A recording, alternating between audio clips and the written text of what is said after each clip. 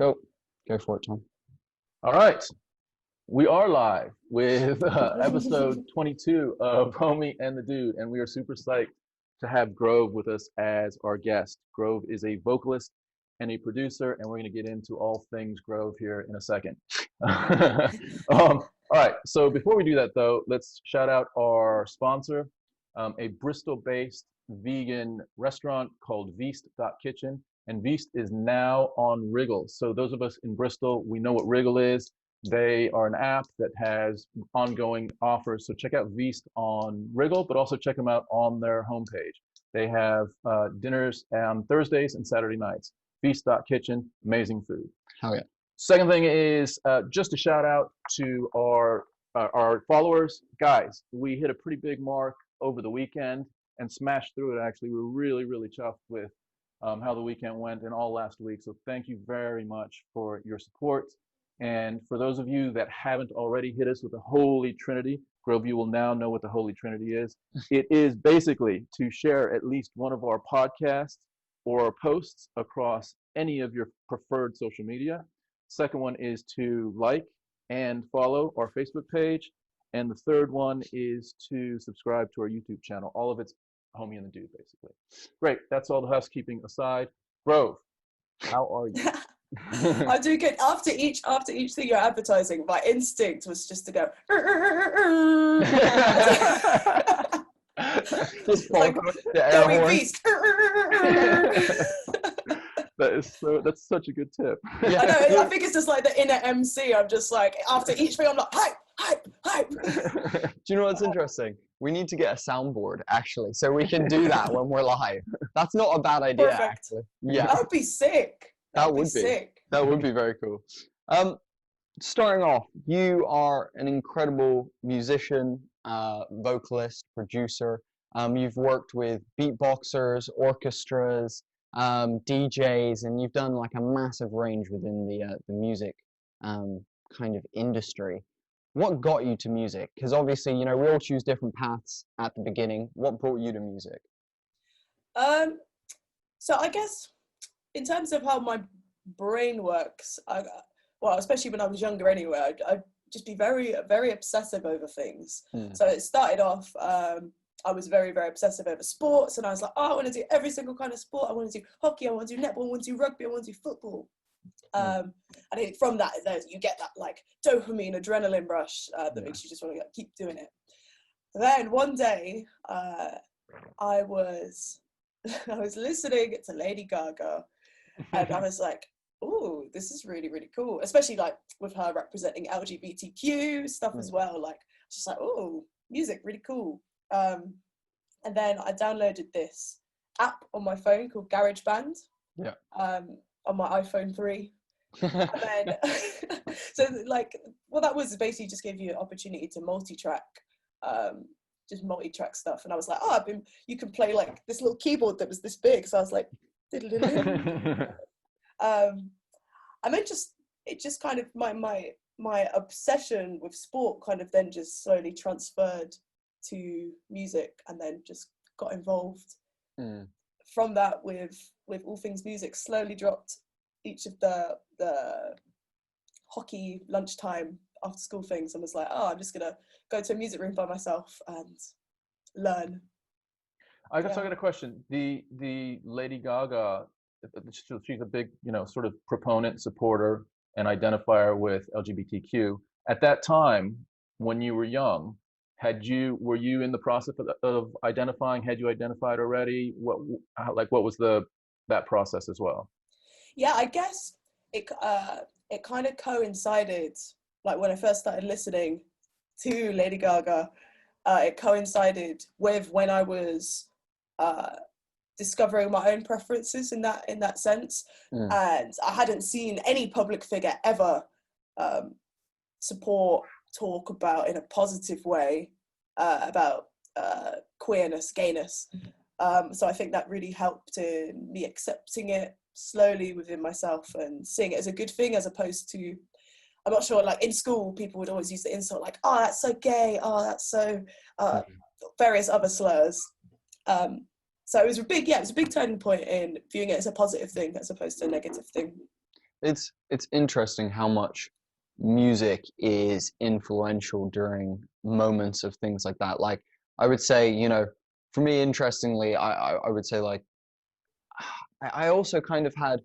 It's so weird. You mentioned that. I also kind of had a similar thing when I first listened to David Bowie, and actually watched some of his like early music videos and stuff, and was like, that's so interesting. I was like, you're very much not what I was expecting from your music, and it's so much what I was into and what I liked. And so, you know, it's interesting that you mentioned that you got it now. I won't admit that David Bowie was not the first person I listened to musically. I'm pretty sure Cascada or someone like Enrique Iglesias, because we were living in Spain at the time, was probably more in my category. But you know, I fully agree that music can have this really transcendent thing for a lot of people in terms of self-discovery, inspiration, and also in some cases just healing. You know, like I used to definitely listen to like more heavy metal and stuff when I was an angsty teenager and had like some like internal like anger and stuff, you know, and versus now my music taste is completely different, you know, so I fully get that. It's a kind of, it's also a safe harbor sometimes. If stuff's not going well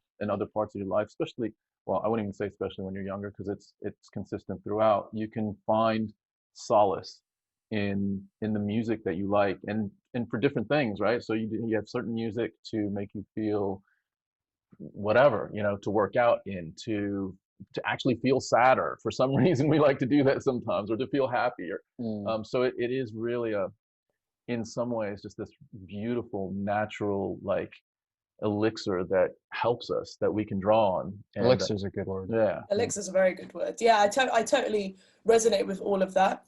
I feel in terms of a lot of music like I listened to growing up, it was maybe, I guess, going into kind of like into mental health. It was like I would always be drawn more towards like the darker, more minor, pensive sounds.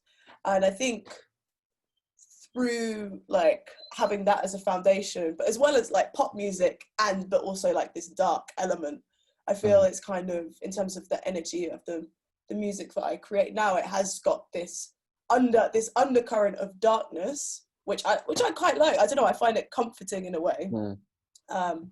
To just be reckoning with like the existentialism that I previously felt and still do feel, but also fusing that with like pop music, hip hop music, which I don't know. Yeah, it just makes me feel good.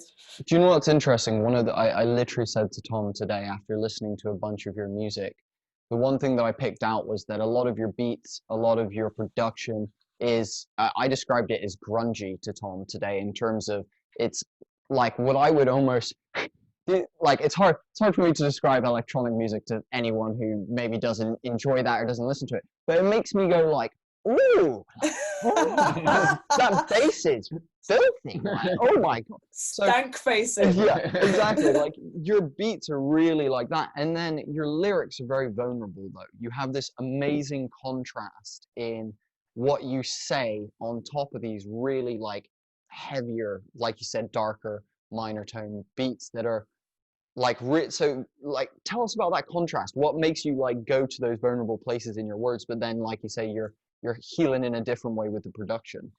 Yeah, so I think maybe it's only been over the past 3 or 4 years since leaving school that I've really been doing a lot of reflecting on how I process things emotionally. I think before I very much had like an avoidant personality. So if I was feeling like a negative emotion, I'd just be like, just gonna ignore that, like just gonna kind of bury that somewhere, pop it in the garden, and not really talk about it again, despite going through like various traumatic things throughout my life. Instead of ever addressing that, it was always just like, okay, off you go. Yeah. But now just kind of over the past 3 or 4 years, in little ways, obviously I'm not going to bare my whole soul on a song yet, but in little ways, just kind of learning to open up in terms of lyrically and in terms of vulnerability, learning to do that in little ways, and hoping that the population in general, I don't know, can take from that like, it is all right to open up a little bit more. find the same solace you did in Lady Gaga almost in an Yeah. interesting way. Yeah, Yeah, totally. I feel that. I feel that for sure. It's interesting as well because I think with lyrics and whatnot, often people will remember a beat to a song, people remember a tune, but lyrics are a very special thing. You know, you can remember a line from a song, and that will stick with you forever. Like there's certain lines in songs that if you mention the song, I could say the line and forget the rest of the song because that had so much impact and power. So I think it's really cool that you're finding reflective abilities within your creative process. I think that's as all creatives, I think we all often use our creativity to deal with our own shit. And I think, you know, in some ways it's a very positive thing. In some ways it can pollute the work that you create, but in other ways you capture lightning in a bottle, and you see it so many times on albums and movies and on stage shows, you know, all that kind of stuff.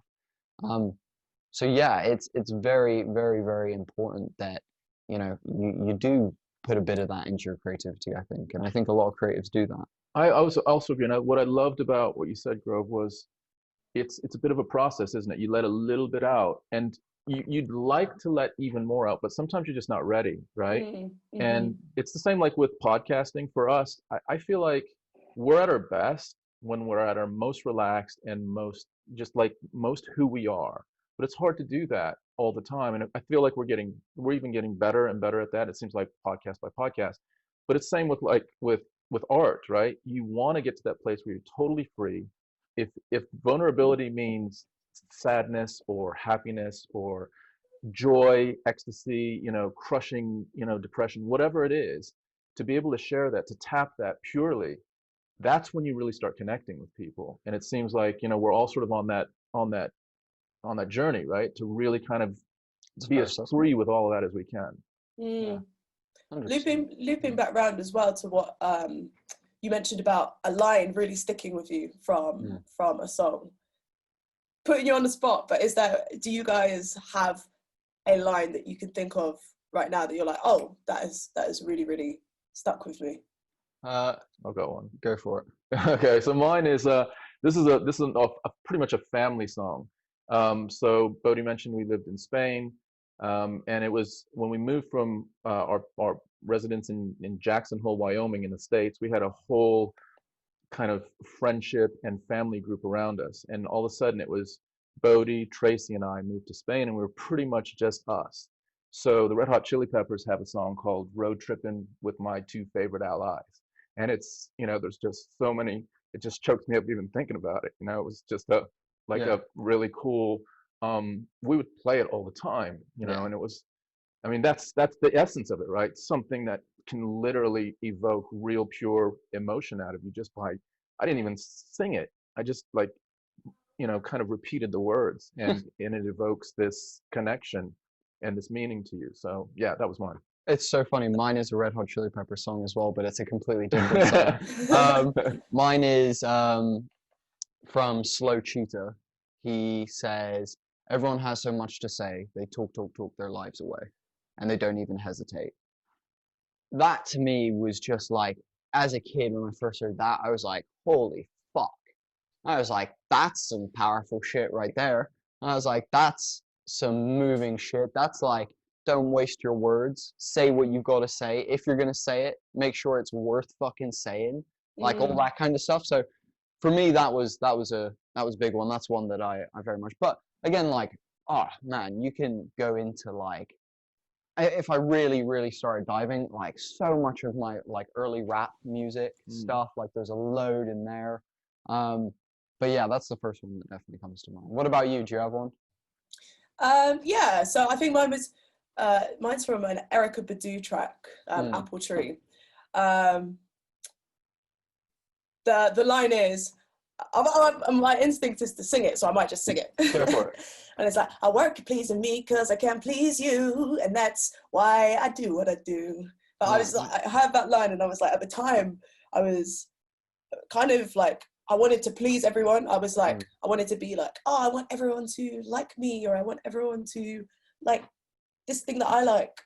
But it's like, oh no, you've got to really reflect on what pleases yourself, or you focus on what pleases other people. Otherwise, you're not really going to find a sense of internal contentment.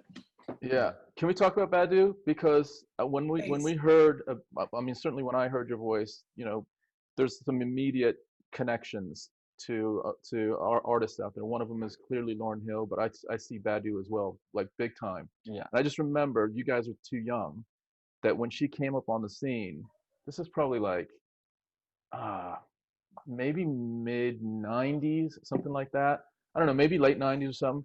Dude, she blew people's heads off because her style was just so like so different and so smooth and just so creamy and just like lyrical but fluid. She was amazing. She actually played in Lucca while we were there, and me and Mom sat outside of they had this in Lucca, Italy. They have this outside concert, and they draw, for some reason, this is a little city in Italy, a walled city, and they draw some incredible talent through there. So like people like Elton John, and I think the Stones have been there, and Lauryn Hill was there. Lauryn Hill was there as well, but Badu was there as well, and she was just, Tracy and I just had a coffee sort of outside of the plaza and just listened to her beautiful voice.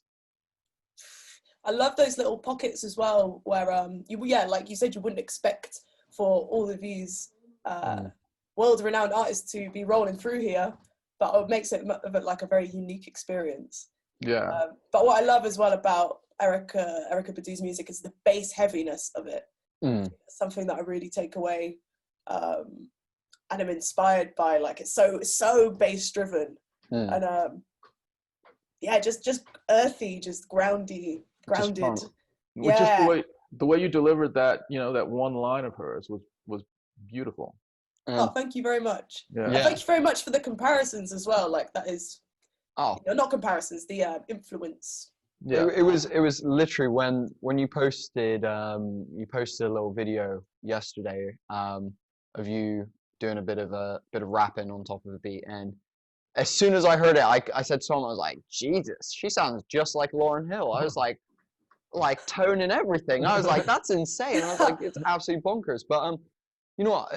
In terms of you mentioned earlier, circling back around, you said you had like this absolute determination and like desire for sports.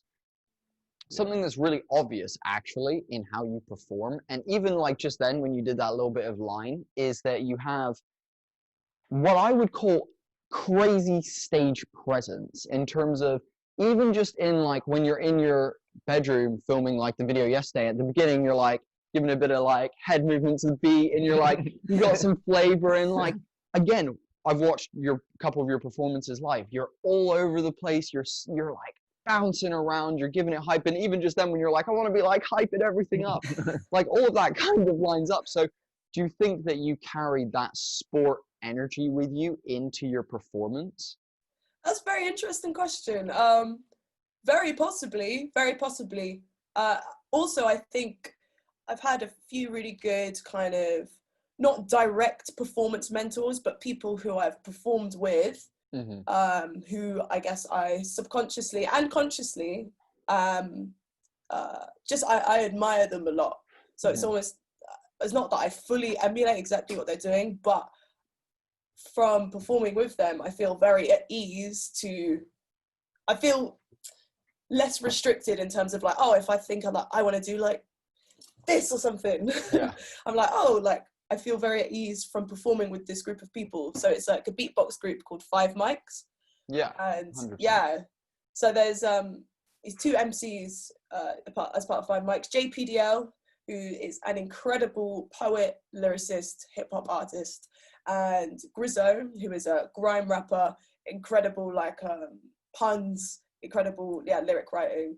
And in terms of how they conduct themselves on stage and their stage dynamic and their movement, and the space that they give to everyone in the group, I think it's an element of maybe that sporting side, and then having those really solid like performance musical mentors in general. Yeah. Okay, do you know what's super interesting? I would say, so I was going to ask and then like follow up. Was there ever a time where you were the person that was stood still, very like tentative in front of the microphone, like gripping it for dear life? Was that ever you, or have you always had a small amount of swagger to the performance? No, I've not always had an amount of swagger. So the first band I was in was a heavy metal / progressive rock band. Nice. And that was when I was like 15, like the first band I ever joined. Like cool.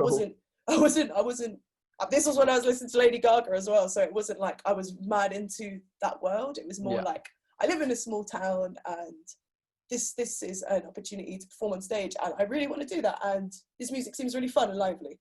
Yeah. But I remember, the first few performances with this group, they were like giving it everything. They were like these guitar solos, like doing all that. And then I was the person stood tentatively at the microphone, like la la la la. Yeah. Okay. It's funny to think back on. Yeah. So do you know what's interesting? I would say there's so many people that don't get that, like you said, that musical mentorship that leads them through. So I can say someone that I used to know quite well was in a band, and she really struggled to find movement on stage and really struggled to find that almost, I want to say character, but character isn't the correct word. It's the truth in yourself and what you want to be doing on stage kind of thing. And I think it's really, really important. And for me, I would say for me, when I watch people on stage, their performance matters just as much to me as what I am listening to in a lot of cases. For example, if it is a band that, is like one of those more rock bands that's going to have a guitarist shred a, 1-2 minute solo, fuck yeah, I want to see them really into it. I want to see them looking like they're like mid-orgasm, like dislocating, yeah, exactly. I totally want to see that. But I think that's such a big aspect of it. Do you feel that in your performance has been such a help to you, or do you feel like it's something that is less important because the music is where it lays? Like, what's the percentage? Yeah, that's exactly what I'm trying to say. Of stage presence versus the quality of music, lyrics, production, all that stuff on a live performance. I guess for me personally, it's probably the music is like 60%. And then the performance element is like 40%. Yeah. But I've seen like a few musicians where it's like, the music isn't necessarily what I'd listen to, and it's not that I don't like it. It's just I wouldn't necessarily listen to it. So it's kind of 20%, and then but the way that they're performing and the way that they're selling it is like full on 80%, and I'm fully like sold by all of that. Yeah. I guess for me personally, it's the 60-40. I like how changeable it can be, because I also like how someone can be very, very still, very, very centered. So it's like that at that point, the music is like 90%. Yeah. And I don't know. Yeah, I always find it very interesting. That's really observant. Do you know what's interesting as well? I would say, you look at Adele's Brits performance of her Someone Like You, or you look at Dave recently when he did Black. At the Brits as well. Again, he's not up dancing, he's sat in front of a piano, and it carries that punch, it carries the weight because of what's happening. I think it's interesting that, dependent on what you do on stage, it does put the spotlight in different areas. It puts the spotlight on the music, or even in some cases, the sound quality, how the sound engineers have done making the music in what it sounds like, in terms of the dudes at the back fiddling with the dials. So I think, performance is a big part of that as well. And I would say you can overperform. Like, I've seen a band called 21 Pilots at a festival, and there was a 5-minute section where one of them was in a Zorb ball on the crowd, and I was like, this is too much. I came here to see your music, and this is way, way too much. Like, I really don't appreciate you guys stopping the music to just run around on the crowd. This is crazy. Well, here's the other side to that, though, is what I would say is, and this is from my own personal experience, more with like when I was younger, I had a part of my life that I tried to do acting and whatever performance type thing. And be good to get your perspective on this. When you're first trying to explore really loosening up, you always think you're looser than you appear when you see it. Like if you've been recorded, you're like, oh yeah, really freed up. And then you look at it and you're like, I wasn't fucking moving at all. Like I thought I was really vibing in that moment. And it wasn't like, it was in my mind, it was 10 times more than I'm seeing. Like there's a real, and then you really appreciate people, I don't know, like Freddie Mercury, who's just like completely and utterly exposed, like naked in his own like ability to connect, right?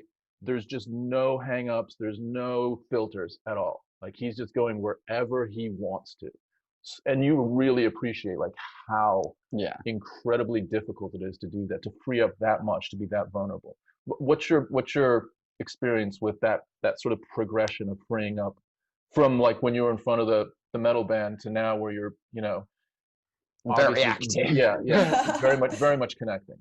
I think that's a really interesting question, and I think over the past, say, 7 years, it's a case of, so there's like you being in your own mind, and then there's you being in your body. And I think before there was a disconnect for me personally, in terms of like I was very in my mind, not very in my body. So that's what led to me being like, oh, I'm kind of freezing up because I don't want to look silly and I don't want to like do something that would make me feel embarrassed.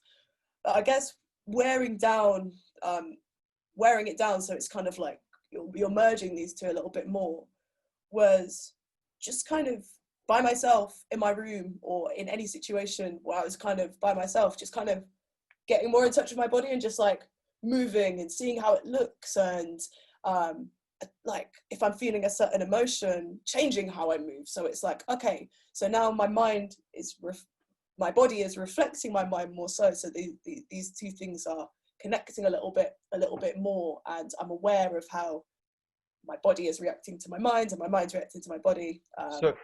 So there's basic rehearsal. So I was going to say, like, I've got a point to make on that in a second, but so you like there was rehearsal process in it. There was in rehearsal in broad terms. We use very broad terms. Like there was experimental rehearsal in terms of understanding what was going on pre-going on stage. Totally, and it wasn't really active thinking about it either. I guess it was just like I really enjoy moving. I really enjoy movement and feeling comfortable. It goes back to that Erykah Badu line. It's like work at pleasing me because I can't please you. So it's like, oh, once there's that comfortability in the self, then who really cares about what other people think?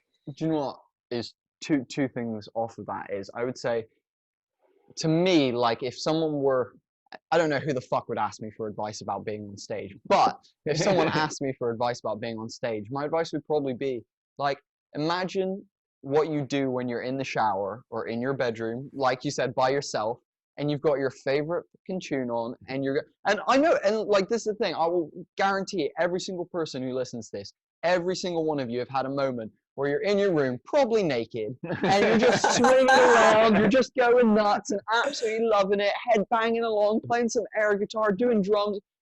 Everyone does it, and I think in those moments we're really pure. We're really like, I know some of my funnest moments are whacking on some music while my girlfriend is cooking lunch and coming over and dancing around her and being a nightmare until she starts dancing with me. And like that's I think such a big part of being free and doing that. And the other thing I was going to relate to it is, as a skateboarder, something that I really fucking understand is that almost like feeling like you are being judged for your movements, and that is not okay.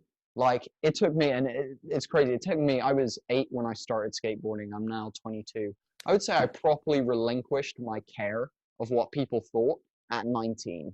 It took me like a long, like that's in 10 years of battling repression of not going to some skate parks because I knew that people were going to be there that would give me shit, and not doing so on and so forth. So what I think it actually inhibited me doing for years and years and years was finding style. Now as a skateboarder, if you watch me skate, I have a very weird style. I'm very like, I try and be very laid back. I'm very like chill with a lot of my movements. I don't try and pop super high. Actually, I try and under pop to make it look a bit funkier and things like that.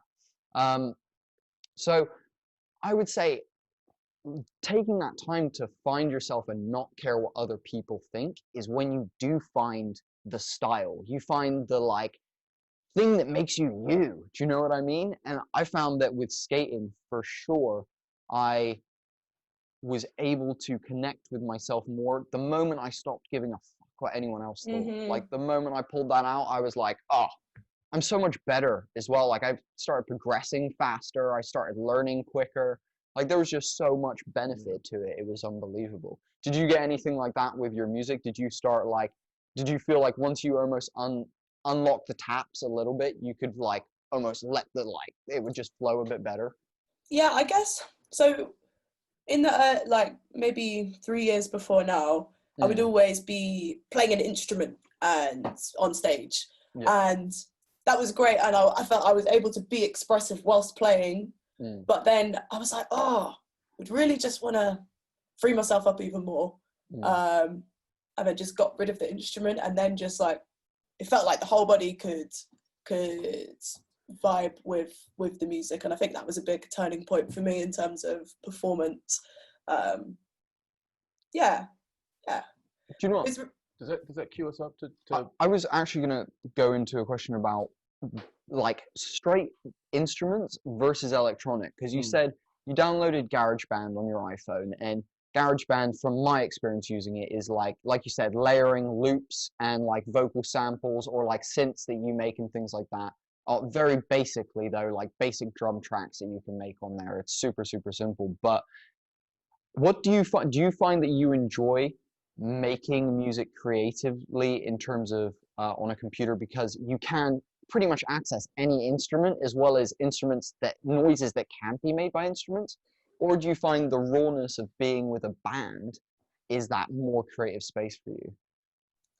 I definitely feel like I miss being in a room with 3-4 other people, all of the instruments, and just jamming. Like I think that's a very unique and connecting experience.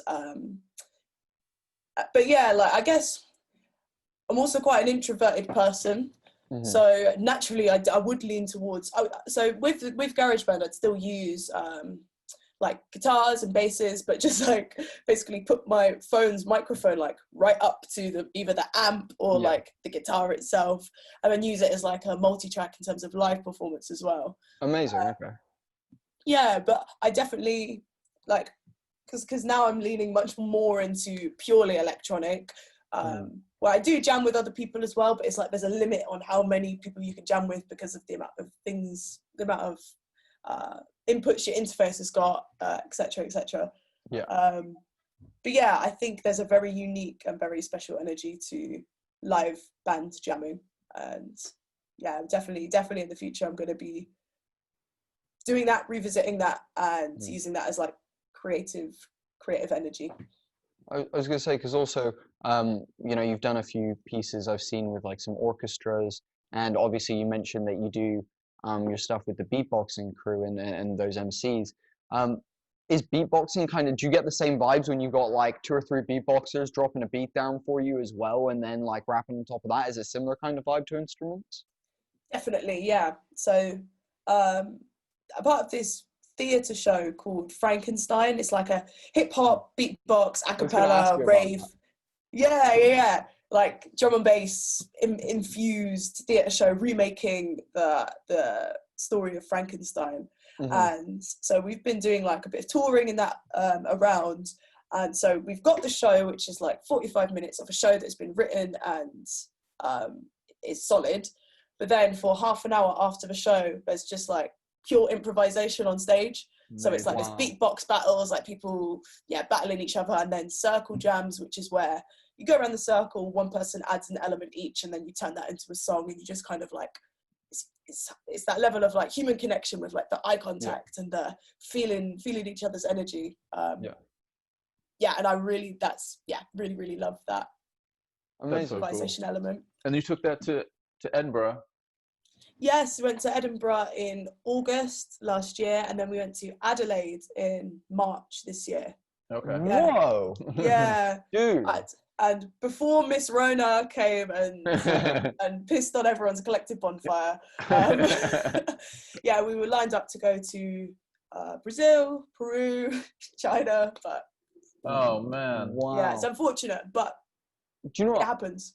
That's awesome. That shows that you guys had some bloody legs if you're taking it around that far.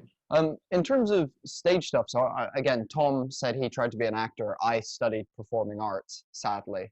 And I wanted to ask, like, were you a character? Did you do acting in that as well as like music, or were you specifically on the like music side of the production?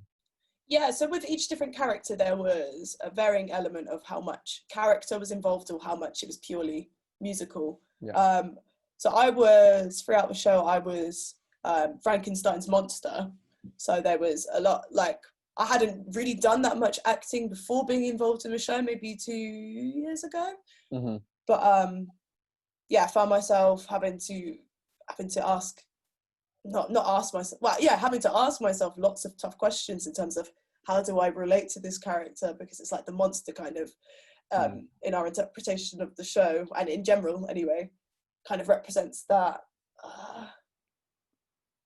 the kind of darker element of humanity. The more, I don't know, it's dark in terms of the role in the show. It's dark. It's like it's a very tormented soul. But yeah, getting involved in that. What was the question again? Sorry, I think I. No, just if you'd done any acting, like, did you enjoy the acting half of like what you were doing? Did you enjoy the stage part of it? Really enjoy it. It's just very draining because it's like 100%. giving it a lot, like every day. Yeah. Like I'm talking, like there's one line of a show. It's like, when I see red, I'll break a man's legs and kill a man dead. And it's like I have to go for that for like a full 2 minutes. Yeah. In each show as well as the rest of it. It's it's pretty enjoyable. But. Yeah. You got to go 100. And it goes back to what you said earlier about when you're acting and you think you're doing something bigger than it is. When you're on stage, to hit the back of the room, you got to make your movements, your facial expressions, your gestures so much bigger. You almost have to go over the top. Like, way over the top. You think this is 10, you have to then in your mind say, okay, well, I need to go to like whatever. It's 12, it's hilarious as well with stage makeup as well. And you know, it's massive within the drag world, within the theater world, with all of that kind of stuff. If you look at the amount, like, I remember putting on makeup for the first time and like someone applying my makeup theater style and being like, I look like a fucking clown. Like what have you done? And they're like, no, trust me, when you're on stage, it will look fine. It'll maybe be like they're like the front row might see like a bit of the like darker contour stuff, but otherwise you're gonna look fine. On the video, I was like, damn, I really do look fine. I was like, and it's just how it goes. You gotta go full on, and you're right. A stage show is super full on, super full on. So, how's your journey been within acting? That's a great question. That's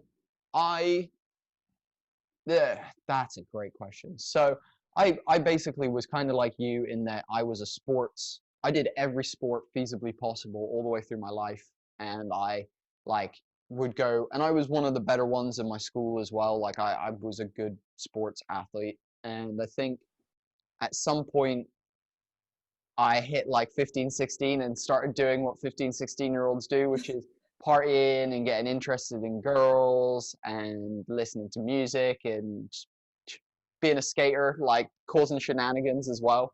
And I kind of lost my love for sport. And at the same time, I was kind of going through a weird time with my own sexuality and stuff like that, and a bunch of other things. And then one of my friends was doing drama, and he was like, hey, we're doing High School Musical as our school production this year.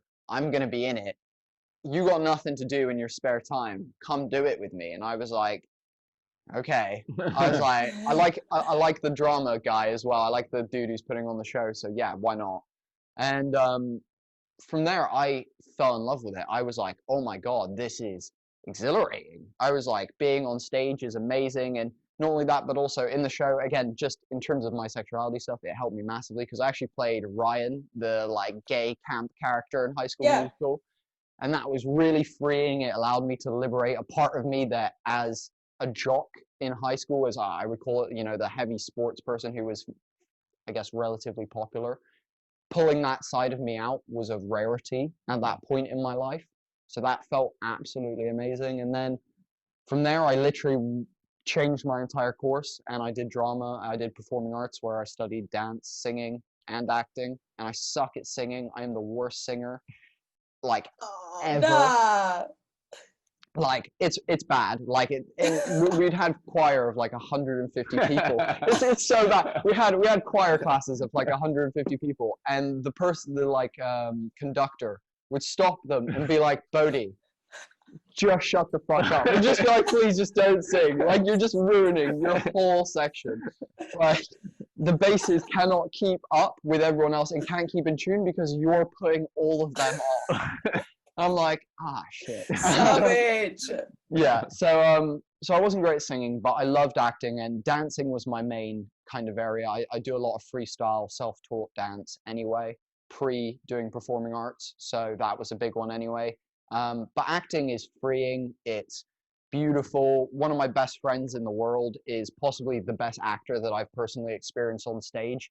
And watching him act always makes me super emotional. It makes me like, hits me in all the feels. So I don't know, I love acting. I love the feeling you get when you're on stage. I love it when at the end of a show, when there's a group of people stood in front of you cheering and you take a bow with people that you've worked 6 months for this one show, and you're like, there's something really powerful about that for sure. I think it also like I think for both of you guys and a little bit for me, but so the creative process, we get a payoff when we create something, I've explored writing quite a bit, and if you capture just a thought or an idea in a way that you feel like you've really expressed it purely, you get a buzz off that. Like it definitely releases something, some endorphins or whatever. And I think it's the same probably with art. Like if you're in a room and you've got a canvas and you just like, boom, you've just gotten it in a way that you haven't previously, similar thing.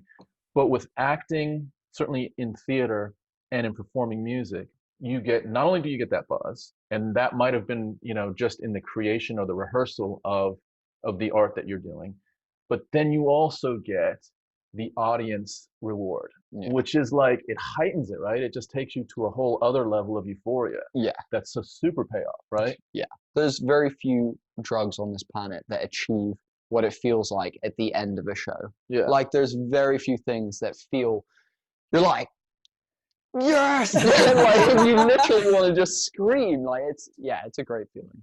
Totally. Feeling.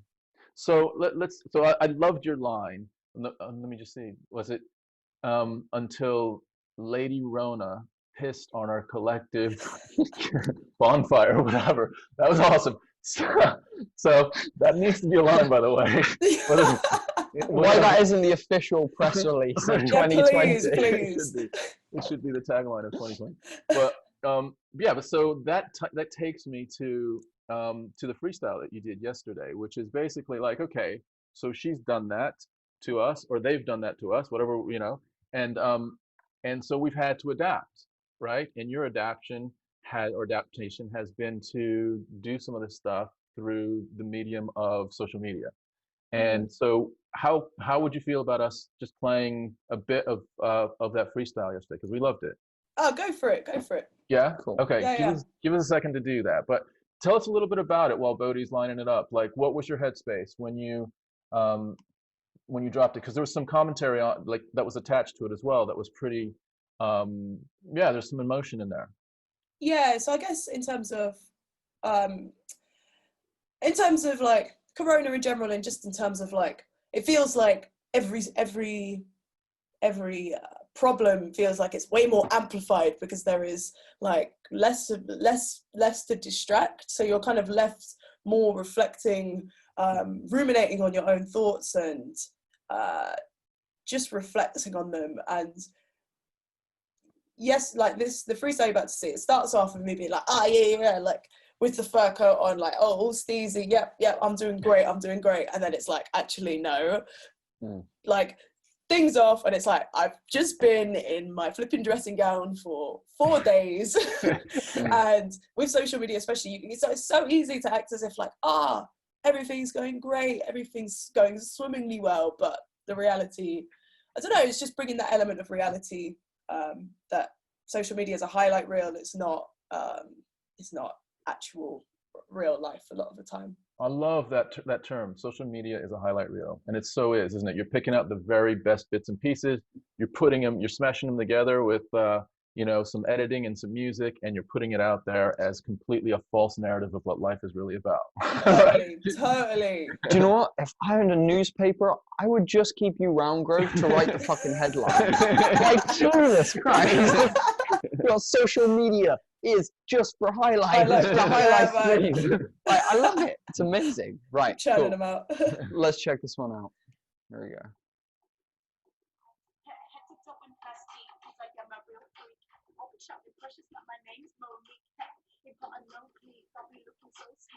Like a damn treat, don't appreciate motherfucker. Thank for your blood sucker. You want to take my energy, but I'll be burning rubber. I'm an introvert at heart, and the rest is a persona. Real talk, yeah. I've been feeling real shit, and I've been feeling quite down. Turn my hair up and reverse the frown, round and round. The cycle goes again and again. Just write with this pen, and I keep on listening to the same 5 tracks to hope that I feel better. Same 5 vices, I write them in a letter. Against my own psyche, got a real vendetta. Will I feel like this forever? Will I feel like this forever? Crumble under pressure, can't feel the pleasure of things that I truly treasure. I can wrap myself in leather, do what I do better and pretend that everything's alright. Yeah. Will I feel like this forever? Crumble under pressure, can't feel the pleasure of things that I truly treasure. I can wrap myself in leather, and do what I do better and pretend that everything's alright. Yeah. Yeah. That everything's alright. That everything's alright. Hey, hey. That everything's alright. Things alright. Will I feel like it's forever? Crumble under pressure, can't feel the pleasure of things that I truly treasure. I can wrap myself in leather, do what I do better and pretend that everything's alright. Yeah. Will I feel like this forever? Crumble under pressure, can't feel the pleasure of things that I truly treasure. I can wrap myself in leather and do what I do better and pretend that everything's alright. Yeah. Oh man. So again, so much like evident about like the swagger, the like, again, you have this, you're in your room and it feels big. Like that's the thing, is like, it's hard to describe that felt huge. Yeah, that was a good, that was like, how was your take on it? Because for us, I mean, for me, that was like, you see a bunch of stuff, right?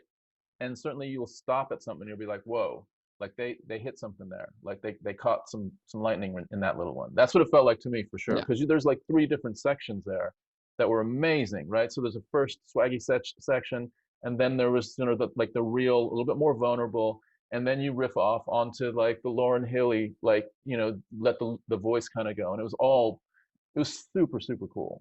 Oh, thank you so much. Thanks for playing the clip. I'm super glad you guys like it, and yeah, think good of it. I guess what was really nice about that one was that it was like the pen just like kept moving when I was writing it. It was kind of like I'd eroded a level of like the conscious mind down that would sometimes, your conscious mind like questions and doubts like a lot of things. It was kind of like an element of that had been eroded, and it was just kind of just writing and writing and writing. And the singing bit was improvisation. The hook was just I wrote, it was like written in about 1 minute, and then the verse was a bit more thought out. So it's I guess that the progression of those 3 different things, it's as well as the instrumental changing, it's like the energy is changing, you know. Do you know what, it's two kind of things about it is, I love that, you know, you are doing the level changes, that first of all your hook fits so nice to the beat, like that, like it goes from, like you said, this like kind of like sassy bit to then more serious, and then it gets to the hook and you bring it back to this like grungy, like I want to like bop kind of thing, and that's fire. Just for starters, as you got my comment yesterday, that was just fire. In terms of, for me, something that's really interesting about it is you work through the song, and it like you said, there's these really beautiful level changes, but your singing is, even though it's improvised, fits so beautifully to it and whatnot. Do you find that when you're doing live performances, chucking a bit of improvisation adds a little bit of magical to like your songs that you already have that are clear cut almost? Totally, yeah. In a lot of the songs that are written that perform as Grove, there's always a section in it live that will change each time, because I think as well, I was involved in like quite a few jazz bands in school, where improvisation was really encouraged, and in the bands that I was in, just like improvisation was, it was part of it. It keeps things dynamic, and that's true in every creative endeavor. I'm sure you found with like skateboarding as well. It's like, oh, you know, there's certain things planned, but then it's like what's not planned is kind of, it's the magic, because you're like, oh, am I going to be able to do that again? Yeah. Was it only meant to just be something that happened that one time? And 100%. that's the beauty of it. 100%. And something else that I really like about that song that lots of people do that I think is kind of sneaky but really cool is, for example, there's a J. Cole song called GOMD, Get Off My Dick, I think is what it stands for.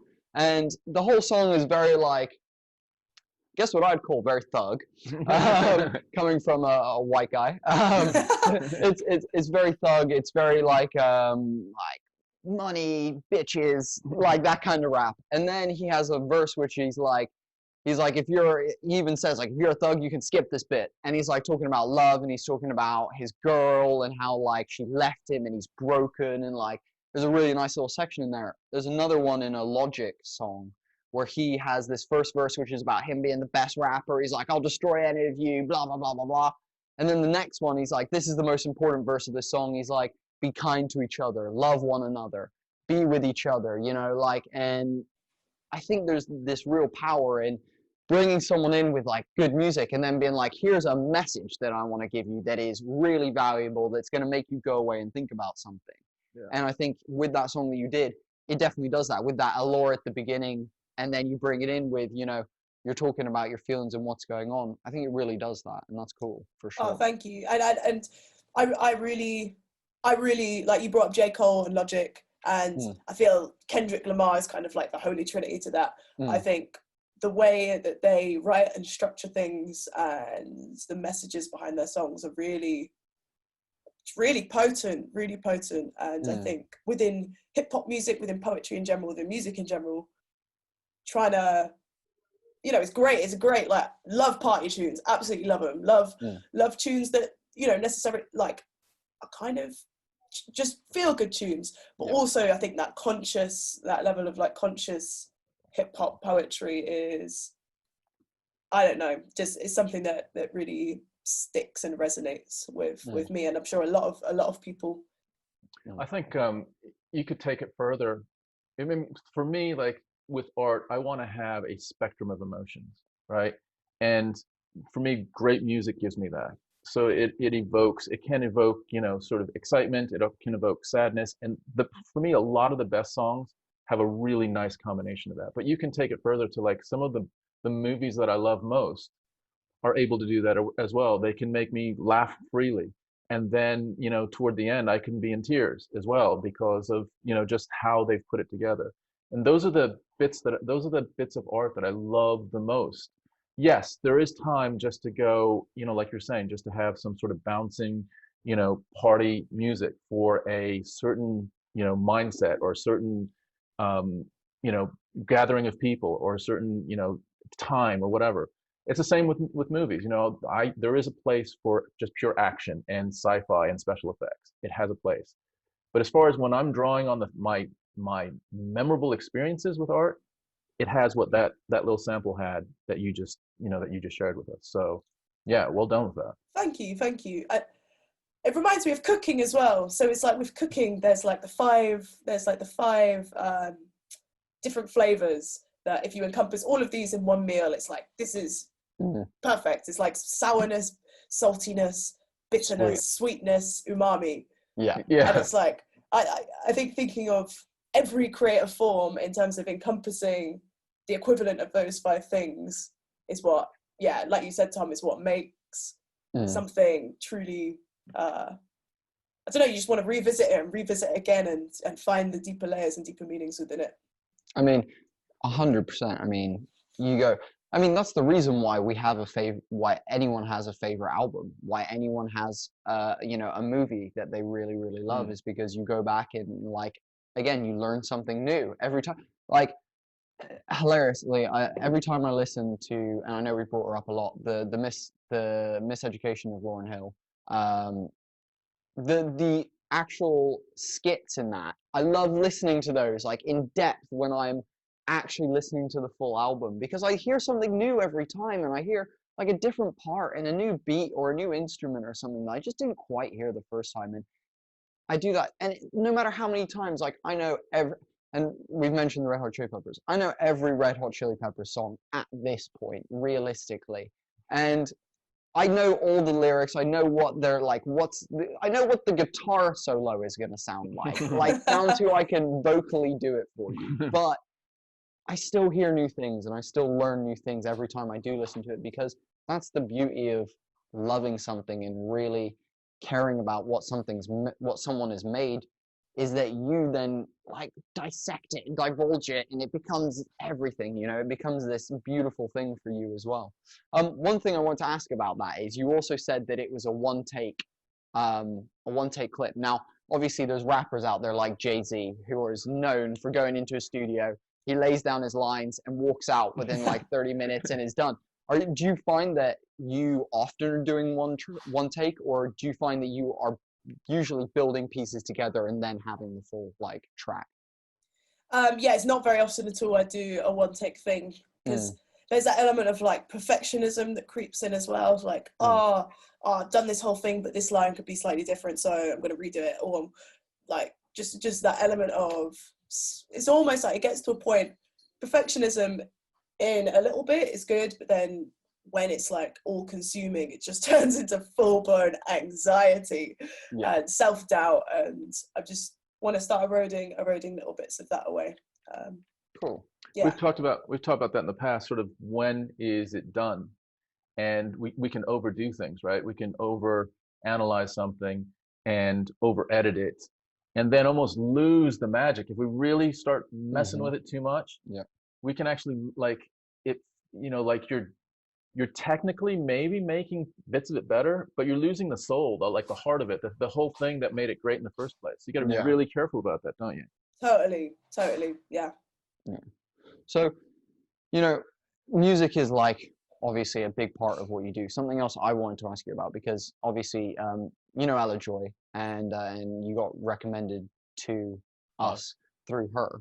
I love her fashion. I worked with her for a year and a half, and she would come in every day, and I'd be like, what the fuck? I'd be like, what is happening today? That's I'd be great like, fashion. Yeah, I'd be like, describe it to me. Like, break it down. Let's go layer by layer, and let's understand what the hell is going on here. Because it's so. I would also say though, from watching a lot of your videos, you have amazing fashion sense. You have what I would deem very unique fashion sense in a lot of ways. I was going to ask, how much of that comes from just pure you loving like what you wear, and how much of that is like, on stage, I'm going to flash it up a little bit. And like we said, it's a performance at the end of the day. Sometimes, you know, performers wear the makeup, you know, in some cases, irregardless of how true they're being in that moment. We still put on clothes, we still put on costumes, we still do makeup stuff. So how much of when you're doing it live is that outfit thought out and that kind of stuff? Yeah, that's super good question.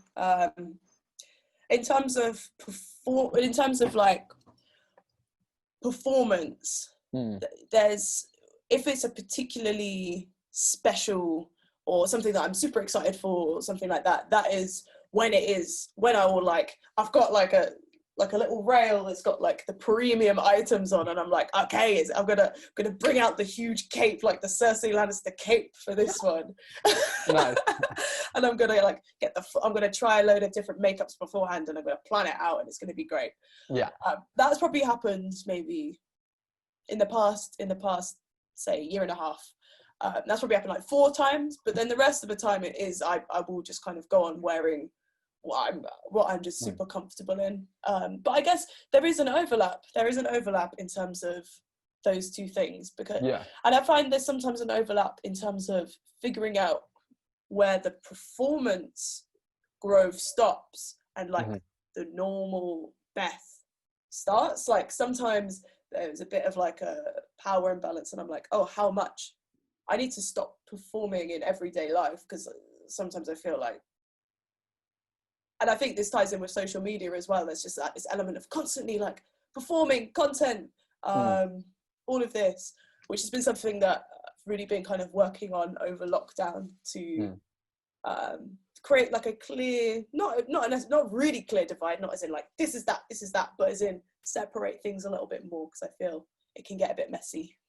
Do you know what? That's so interesting, because method actors fall into that loads, and I would love to hear your take on this about musicians. But like another good example that like just pops to the front of my head is we love martial arts and combat sports, me and Tom, and there's a guy in that who was like the most nice, like he was a very down-to-earth fighter. He was an amazing fighter for years, but because he wasn't getting any sort of pull and he wasn't getting fans like interested in watching his fights because he didn't have any like persona or anything, he has now become a MAGA hat wearing like gun-toting American out of nowhere, and has totally changed. And what has now happened is, I would say he's carried this performance on so long that he's begun adopting the whole persona within more than one aspect of his life, not just when he's in front of cameras, but also in his outside life, his private life, his social media life, so on and so forth. So do you think, because a lot of musicians, you know, we talked about Bowie, do play characters, you know, you look at Nicki Minaj, she talks about having alter egos and, you know, things like that. How much do musicians fall victim to that, do you think?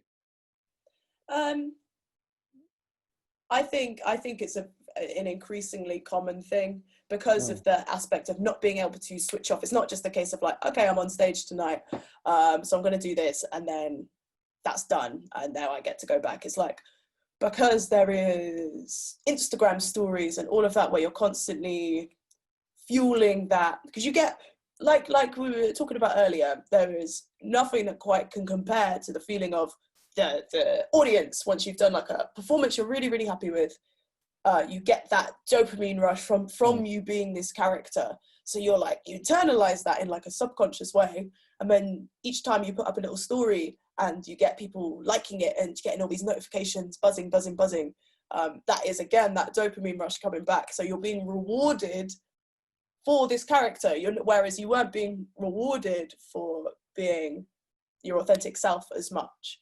So I think it's something, that is becoming increasingly common. And I know that I think I dropped Tom, we were chatting on email yesterday about the social dilemma. That wicked documentary on Netflix, talking about this dopamine rush and talking about the effect that it has not only on musicians, but I imagine like the population, the wider population as well. Yeah, I think your point, it's a really astute point about, I didn't really think about it that way, about the, you know, the dopamine hit for the persona and nothing for, you know, the real me. And it almost, it certainly starts rewarding, like hiding the real me, especially like I would think for, you know, super famous people out there that are prominent on social media through a character that they've developed. Like, how hard is that to even find space, like real space for you? I guess you can't publicly at all. So you have to then create this bubble of trusted people that you can be yourself around. And that must be really, really difficult. Never really thought of it that way. Yeah, I can imagine it's very isolating. Yeah, I think, who was it? I mean, Jack Black is very much like that. Yeah. I was going to like, off the top of my head, Jack Black is one of those people where Jim Carrey as well. You're like, you're just so like dialed to 100 all the time. Like, when are you relaxing? Yeah. Like, what does you reading a book look like? Because in front of people, it's you reading a book while running up walls, and that's crazy, you know. There was another interesting point. It was Rob Lowe was on a podcast with Joe Rogan, and they were just talking. And Rob Lowe was like, "What are the benefits of being really famous today?" Because like in the past, we had some perks, right? We had some, you know, like, and we still do, but the downside now is as equally heavy as the benefits on the upside. Like we are. It's not like if we get called out for doing something wrong, for making a misstep, it's when, and what the damage of that will be to not just to like our persona, but also like to our dynamic with our family, to our own emotional well-being. Like the stakes are super heavy. Like to enter that game in a big way has changed dramatically in the age of social media, where it's not nearly as like alluring as it used to be. The perks are not, you know, abundantly outweighing the negatives anymore. What do you think about that? I guess maybe in a way that's almost a good thing, because I feel like aspiring to be famous in and of itself is not the healthiest thing. I feel like aspiring to be successful is great, like whatever success looks like to the individual, but aspiring to purely be famous, which I think is something that's maybe increasingly common with, like, have you heard of influencers on Instagram? Whereas literally you are just being like, you're just being famous for taking like I don't know, like the Kardashians, I guess, are the best example of that. Which I don't know, I feel it feels less authentic, because you're essentially becoming a vessel to channel capitalist interests, really. You're like, oh, you're advertising all of these things that these people are giving you loads, these big huge companies are giving you loads of money to do, and like your fame is based upon that. And do you know what?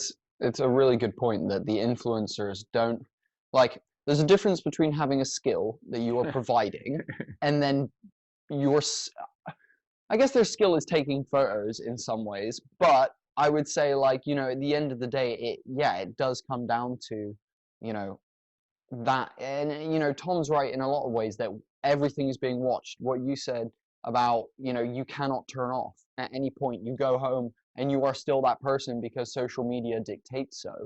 Like, today's day and age, and me and Tom have had conversations recently about, if this gets bigger, if this podcast gets bigger, at some point we're gonna, like, not pull the plug, but attempt to slow the roll if possible, and find like a shelf that we're comfortable being at. Because I also, like, just insight into me, in terms of wearing a mask in COVID times, a lot of people have a problem with it.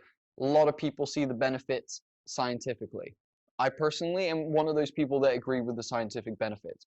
However, I'm also a little hood rat in the fact that I like people not knowing who I am. I like the fact that I can wear a mask and my anonymity. Like, I've walked past some of my best friends in Bristol wearing a mask and, like, looked them in the eyes, and they've just walked past me and not noticed it was me. So to me, I also like the anonymity thing. So I think this whole idea of fame and fear of intrusiveness in one's life definitely scares me in terms of what we're doing with the podcast, as well as just generally.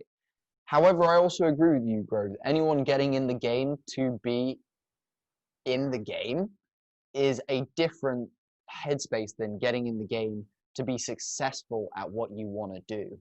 You know, like, there's a difference with putting yourself out there, whether it be as a musician or as podcasters, for the reasons that you want to create really good content and, like, for us, have really interesting conversations with amazing people, versus going, oh, you know, we want to, like, be able to drive Teslas and have, like, you know, like, whatever, you know, like, it's just, there's very different headspaces. Complete side point that I wanted to ask you, just based off of the Kardashians. As someone who enjoys hip hop and also someone who's involved with production, how have you felt? Because we've definitely had opinions. How have you felt watching Kanye's mental decline in terms of his, like, struggle, as, like, next to his musical, like, potential as well? Like, how do you feel about that, like, interplay? Yeah, I feel Kanye's, like, earliest albums are absolutely incredible, like, groundbreakingly good. hip hop production, and although the lyricism doesn't necessarily resonate with me, like in terms of, I don't know, it's just kind of bits of misogyny flying about everywhere. I think, regardless of that, like very, very incredible talent. And yeah, seeing his mental health really severely decline and kind of reading up on the context behind that. So have you heard about like a big kind of fueling factor of his bipolar? Dependent. Give us what you got, and I'll let you know whether I've read it or not. Yeah, it's to do with his mum and to do with plastic surgery. Yeah. Of course, yeah. Yeah. So a brief overview on that is like, he was getting big. He was starting to earn more money. His mum wanted to get this. I think it's this type of plastic surgery. Like just reaffirming. Breast augmentation. It was 3 different things. She went for lips, breasts, and liposuction. Okay. She went for 3 different procedures on the day. Yeah, and he paid for them, right? Yeah. And then, was it a few months down the line, things went wrong, complications, and she ended up dying. Yeah. Which is absolutely heartbreaking. And for all of that to be in the public eye, I guess, is a curse of something like fame. Something like, being given like that platform when there's still a lot of mental processing to do, and I don't know, it's a dangerous thing. It's a very sad thing to see. Mostly I see lots of people getting angry and they're like, oh my god, like fuck Kanye, can't believe he's done this, like awful human being. But it's like every situation, and looping back around to what you were saying as well, Tom, about everyone's kind of dirty washing being available online to see. There needs to be like an element of privacy around things like that, and a level of like accountability, so people have time to work on themselves instead of just being like cancelled. Like like cancel culture is the term for it, right? I think just understanding context and being empathetic and being kind goes like a long way. I love that. I love that you just shared that way, because we sometimes will, I don't know, it kind of feels weirdly satisfying to take pot shots at people sometimes, and it's not fulfilling and it's not healthy, and we really shouldn't do it. But like at times we do, and I think it's really important to remember, as you just said, that everyone is bearing some sort of cross that we don't know. We don't know their whole story, right? We don't know exactly what's going on with what their mental makeup was, what their history of mental health has been, and then what other influences are going on in their lives. Maybe living with the Kardashians will drive you crazy. Like for sure. Like what is it? There's a line of stand-up which is, living with crazy bitches long enough, you turn into one. It's like, I think, interestingly, with both points that you guys both made, in terms of cancel culture is bullshit in the fact that, so I'd say it's good in some ways that we addressed issues and we are currently addressing issues that for years haven't been addressed. Things like, what's going on with the upper echelon of American society and in Hollywood, in terms of all of that stuff being outed.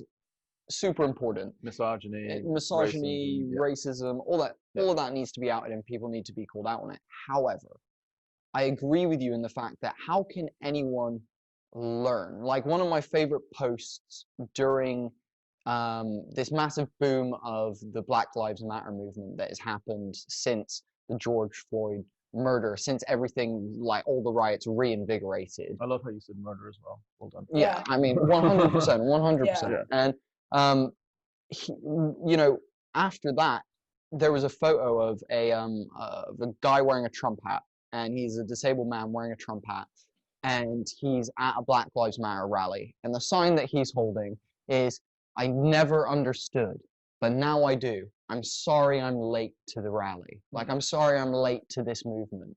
And to me, it's very hard for us to go, "Oh, Kanye, you've done this," or, "Oh, you said this, how could you do that?" And then everyone be like, "Fuck this guy, we're never gonna," he and his agents drop him, and producers, and blah, blah. Like, how can anyone grow? I can tell you for a fact, and this is coming from someone who is in as part of the LGBTQ plus community. I can tell you for a fact that when I was 16, was madly homophobic. I was mad homophobic because of just how I was brought up, and the way that, you know, like you said, guys, you know, calling each other, oh, you faggot, you know, gay, this, you know, if you took me as a 16-year-old then versus me now, the difference in person is staggering. I'm a completely different human being. And that's taken me, if you look, that's 6 years of hard work that I've had to put in myself to get to the point that I'm now at, you know. That's a lot of hard work.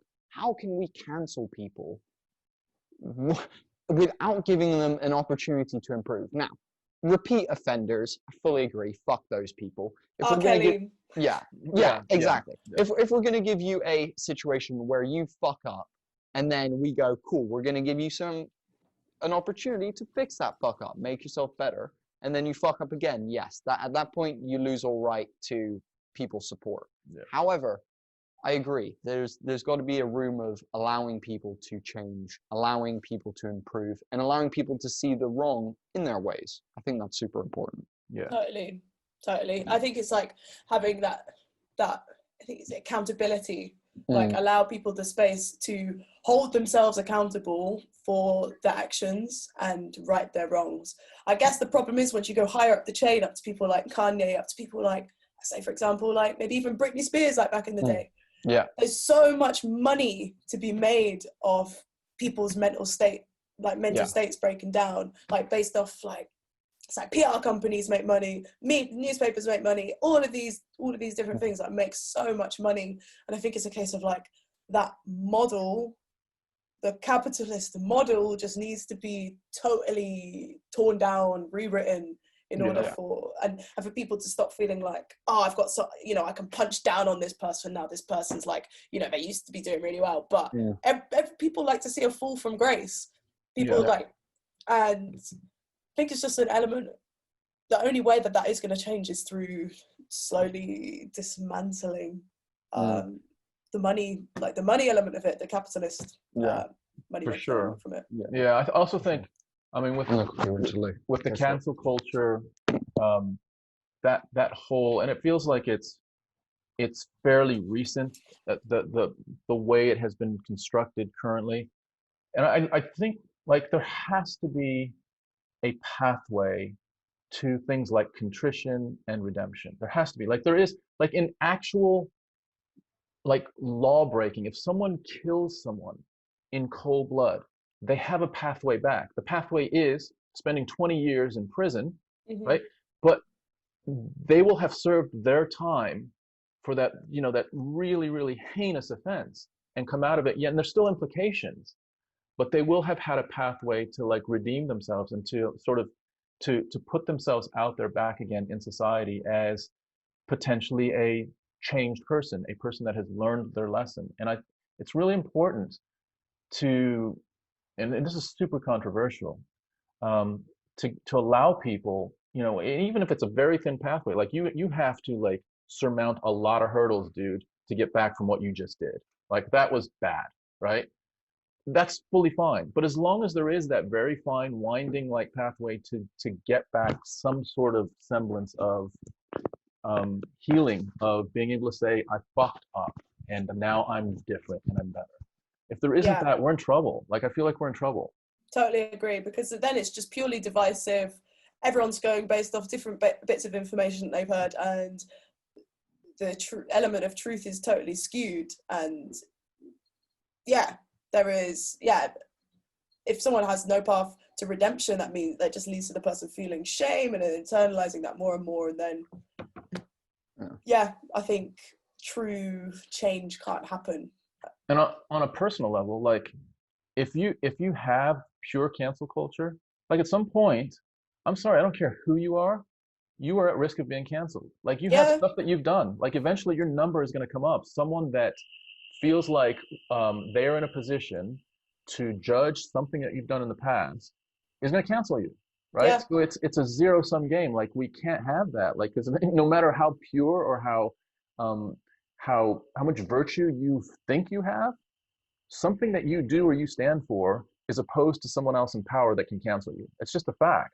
Yeah. So we need to have some sort, like, cancel culture, I think in a sense is healthy. Yet we got to have some sort of way to make this so that it allows people to, I don't know, to be able to survive bad choices, right? Bad decisions that they've made in the past. Yeah. It should open up communication, not close it down, I guess. Yeah. Homie and the Dude, episode 22. We had a little tech issue there, guys. We're back with Grove. We'll call this part 2. We'll call it part 2. So we were just talking about like cancel culture and how like rough it can be for people that, you know, make a small mistake and then can't come back from it and whatnot. And we talked about Kanye. Something I wanted to mention actually about the whole Kanye thing is so much like hate has been bestowed upon him at this point that, you know, something that you mentioned was his earlier albums are masterpieces of music. Like they are some of the greatest, like in my opinion, some of the greatest hip hop production that has ever happened. You know, some of his use of vocals to make the actual beat and track underneath was unheard of when he was doing it, you know? So I think, yeah, that credit, that like reputation he built for himself has been ripped away by all this other crap that's been going on. And I think it's really sad to me that when, you know, for example, I play like, and my girlfriend hates me for this, I play Kanye like a decent amount, and she is like, every time I'm like, God, he's a genius. This is amazing. And she's like, I know he's a genius. He's a wizard. You love his music. I'm like, I know, but you just don't quite conceptually understand how big this was, like in the 90s, like in the early 2000s. This was changing shit, you know? So I really appreciated that you said that, because it's nice to talk to someone who does appreciate his early stuff, for sure. Like, definitely. And in terms of like cancelling within itself, I feel each person has got their own version of what they'd feel comfortable listening to and not listening to him, for what reason and for what reason. There shouldn't be like one rule for everyone, apart from with someone like R. Kelly, where they're still continuing to like cross these boundaries and are almost like proud of it. Like, I think that is like a level which it should be universal to be like, although R. Kelly's music, a lot of people argue like, oh, R. Kelly's music at the time was really groundbreaking, but it's like, there's levels to it. Kanye West is not grooming young girls, you know? Yeah, 100%. Would you say that in terms of, would you say that with R. Kelly and like with musicians and, you know, rappers, again, you look at people within the acting and comedian industry that this is happening to and whatnot. A big thing that people are now struggling with, and it seems like a popular one at the moment, is the whole, what's her name? J.K. Rowling. J.K. Rowling, thank you very much. Like, people are going, oh, I won't let my kids read Harry Potter because she's transphobic, and this is like, how could this ever be, like, blah, blah, blah. At what point as well do we separate the art that someone makes from their personal decisions outside of their creative? Like, do I stop watching Kevin Spacey movies because he's a bad person? Or do I still appreciate him as one of the greatest actors that has ever lived? And up until this news came out about him, that was the case. Do you know what I mean? Such a hard question. Such a hard question. Like, and it's, I don't know. What are you going to say No, about it? no, you carry on. Yeah, like for me personally, it is really difficult because there is a bit of a difference. Like, if you go back in history, there's a lot of artists that we put up on huge pedestals, especially in music. Especially in music. Yeah, in like straight up artists as well, that were not nice people. And so if you really want to just dig really, it comes back to what we were saying, Grove. Like, if we can cancel people completely, then who is like, quote unquote, safe? Like, because everyone has done things that they're not proud of in their lives, right? So at some point, who determines that thing that you did or that person did is cancelable. Like, who determines that? And not just cancelable, but everything that you did before that The Supreme Council Court. Yeah. Or like, you know, who was it? Kevin for the Oscars. Kevin Hart, right? So he posted something many, many years ago. And yeah. So it's a really hard one. Like, I just don't think we're not in a great place to be able to be so judgmental. I mean, you talked about as well, like, I guess there are levels. It's just hard to determine what that level is of, like, that was too much. So the R. Kelly level is, that was too much, clearly. That's way too much. Yeah, That's was like abundantly too fucking much. The Bill Cosby level of, we fucking loved you, but like now we find out what, like, all the stuff you're doing in parallel to the Cosby Show. Like, oh my God, like, how do you make all that work? It feels, I don't know, if it's like boiling down to like the absolute root of the problem of it all, I think it boils down to just like human communication with each other. Like, it feels like even though we're even like better connected than ever, it feels like how humans actually communicate on like a emotional level can still progress more. And then I don't know, I was talking to someone the other day, and it was like, we were just talking about how everyone in life can benefit from therapy, because that way you're more aware of like your thoughts, like your own thoughts, you're more like self-aware, you're more aware of how your actions could affect other people. And if people are aware of all of these things, it's almost like cancel culture would be so much less of a thing, because how we communicate with each other and how we would decide consequences for that kind of thing would be a lot smoother, because everyone, I don't know, everyone's on the same level in a sense, maybe a bit more. I don't know, that's just a pondering. No, you know, I fully agree with you. I like more than fully agree with you. I think not enough people look introspectively at the shit that they do and go, what could I do to be better, or to do that better, or to change how I did that? Like, something that, and a big part of that is communication. And this is complete kind of off track, but when we communicate as people, there's two responsibilities. And at the end of the day, if someone calls you out on something, for example, it might be you say something and someone's like, yo, that is not cool, or whatever. It is your job as the person who has been called out to react appropriately. You are given information. The only thing that happens when people fucking talk to each other is we pass information and noise back and forth. It's your job to react to that noise and that information in the way that you choose to. That information may piss you off. It may be the most horrible thing ever. It may be racist. It may be bigoted. It may be really nice. It may be whatever. And you decide how you react to that. So I think communication is one of the biggest things that we have lost as society as we have become more, like you said, technologically connected. The things of like, for example, and this kind of aside from communication, but just human interaction, like neighbors. Like, as people, do you know your next door neighbor? I can tell you for a fact, I do not like flat number 2 next to us. And flat number 15 is all right. And I don't know either of their names. I just know the number that they live in. And like back in the day, if you look at England especially, people would be out on the streets. Kids would be playing in the streets with families, sat in their garden, talking to each other across the wall. And like, it doesn't happen anymore. We've lost the communication.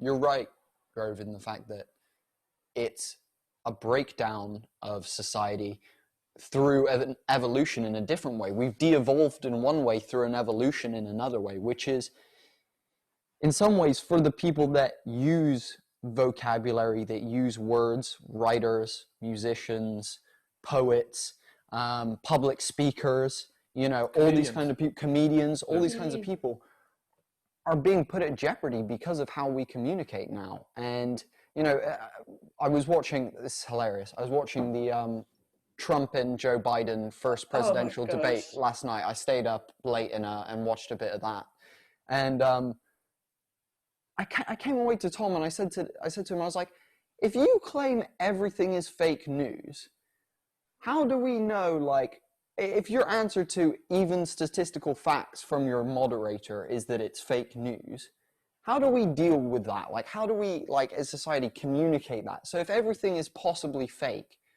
it just becomes fucked, man. We're in a really fucked place right now. It's the kind of environment that people like Trump thrive off, though. Yeah. The kind of the age of like misinformation, because people are looking to find truth, and it's like, oh, if this dude's saying it, and I agree with a lot of the other things that this dude says, even if it's not fully based on opinion, like it confirms what I feel to be right.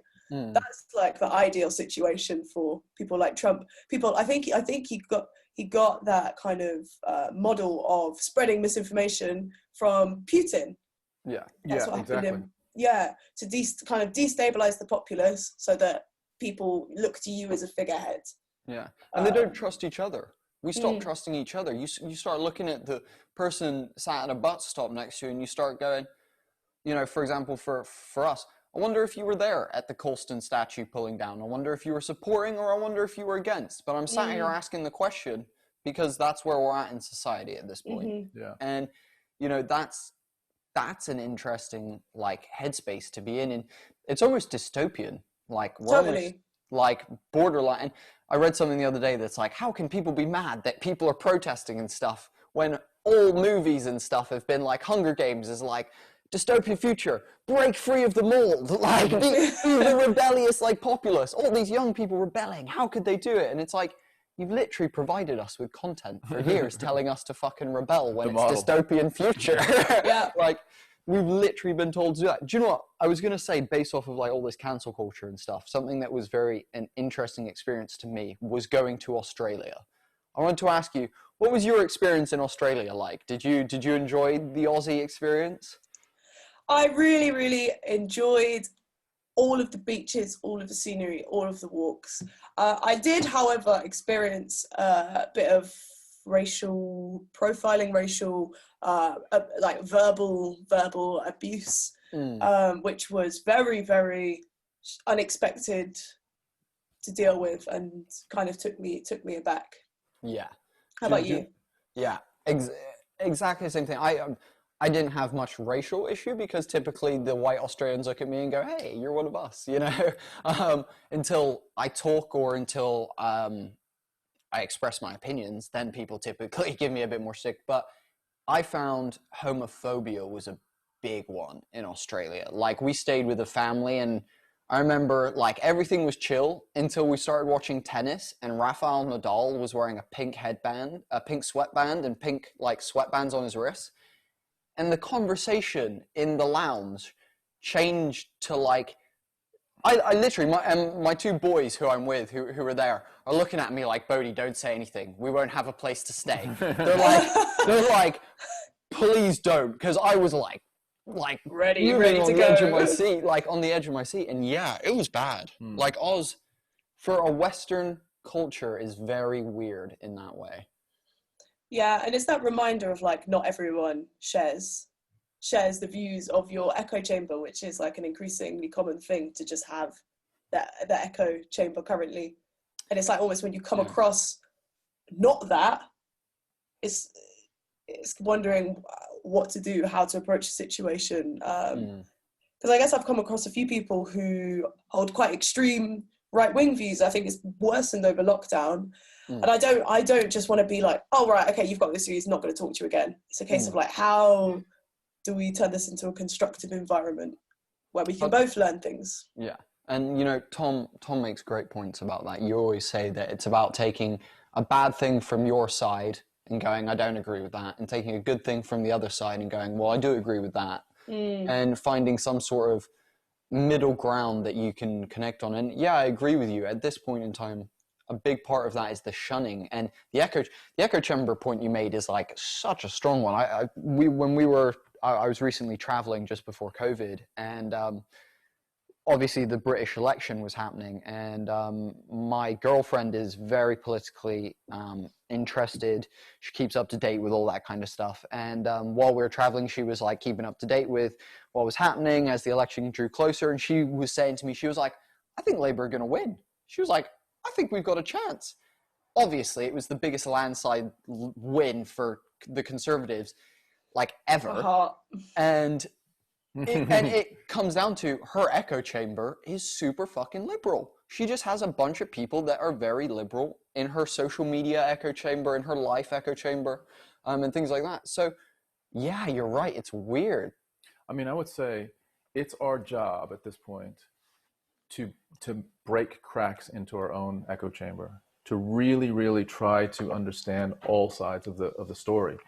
And so Bodhi's point was, like, for me, I actively am looking to challenge my own echo chamber, right? The people that I identify with most, to challenge what aspects of that agenda I disagree with, and to actually find something. And then equally, to challenge myself to find something of the opposition, the hard opposition, that I actually agree with.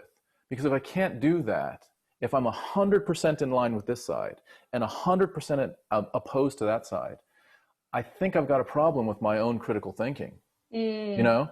And so it's up to me to really find things, like to find something about Donald Trump that I actually agree with, right? To go through all of it. If I can't find a single thing, then I think I'm wearing some filter that has just like completely like thrown him out with.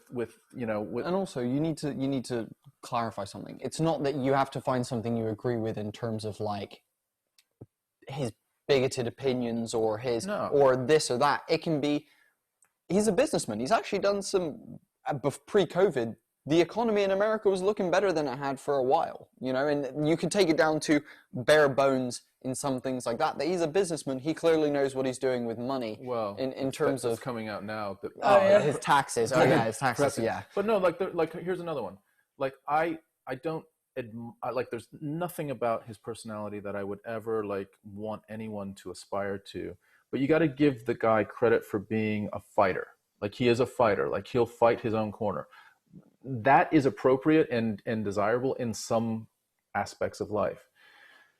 Like, like, it's important for me to give him that, because if I can't, there's no one that I know in my own personal life that I agree with 100%. And there's no one in my own personal life that I disagree with 100%. So how can I do that with these platforms that, that I'm siding with or that I'm against to?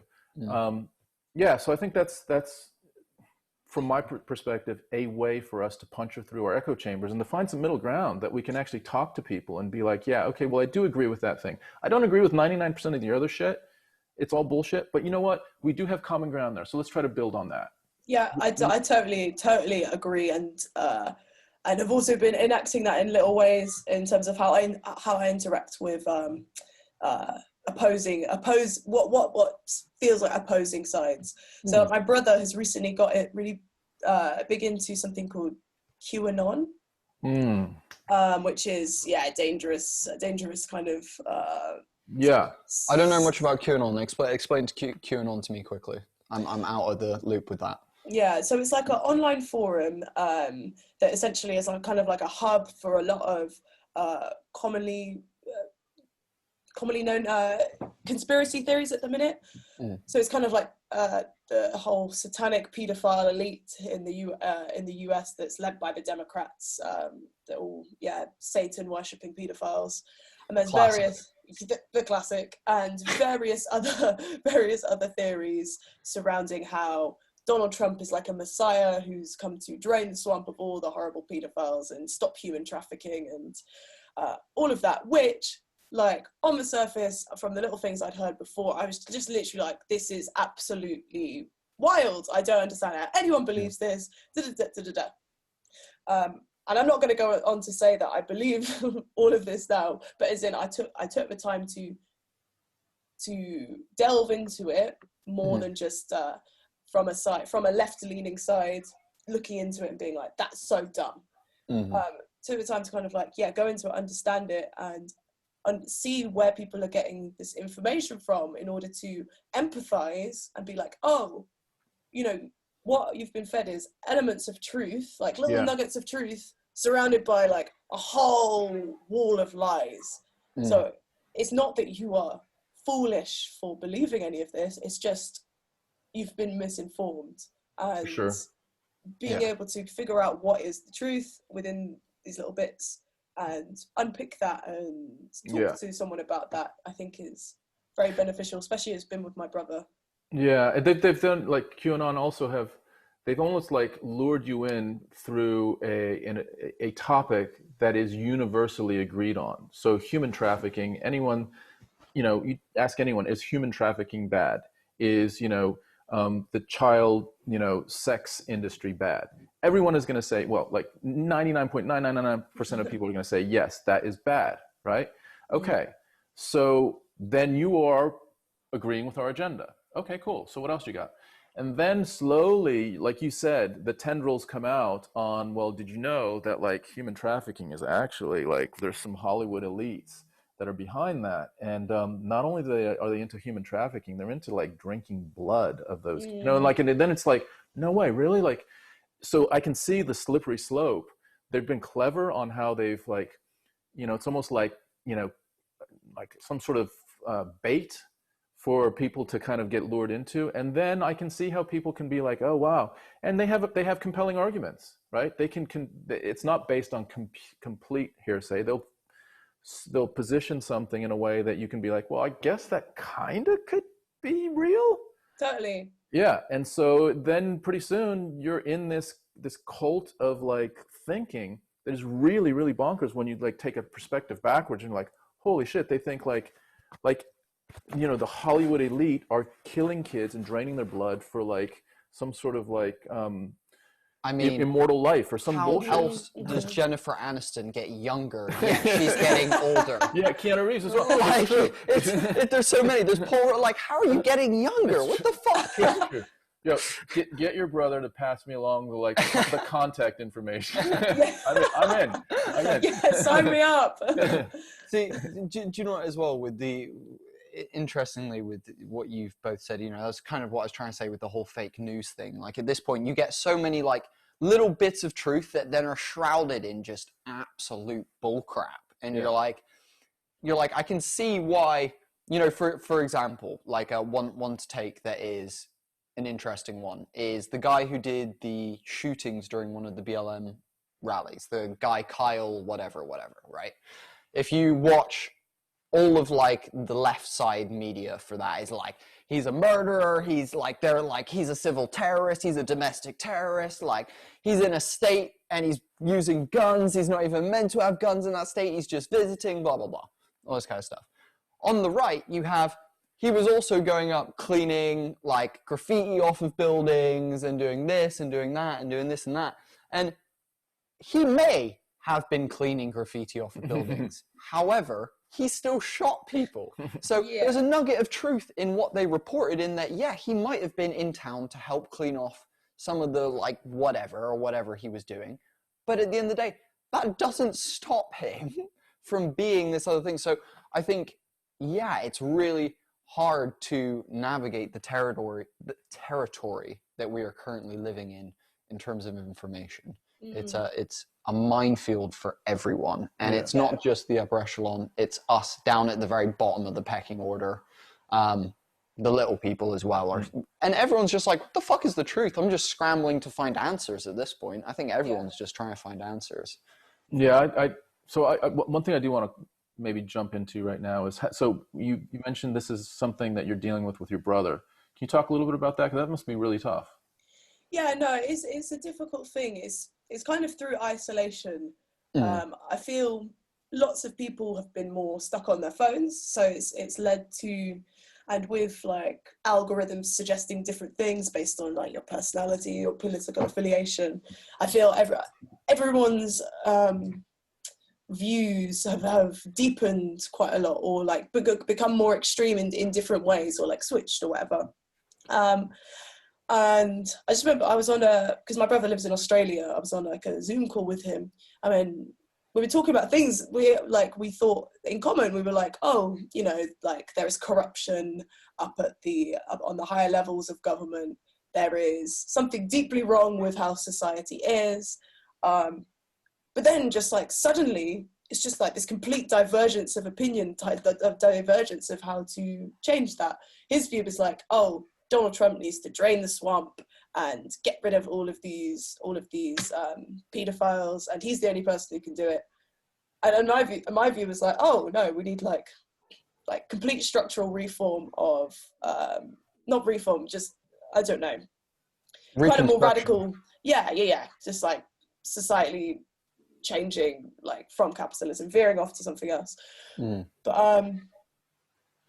I guess by this point it had already been quite far gone, in that he'd been watching various videos, reading various theories for like a few months now.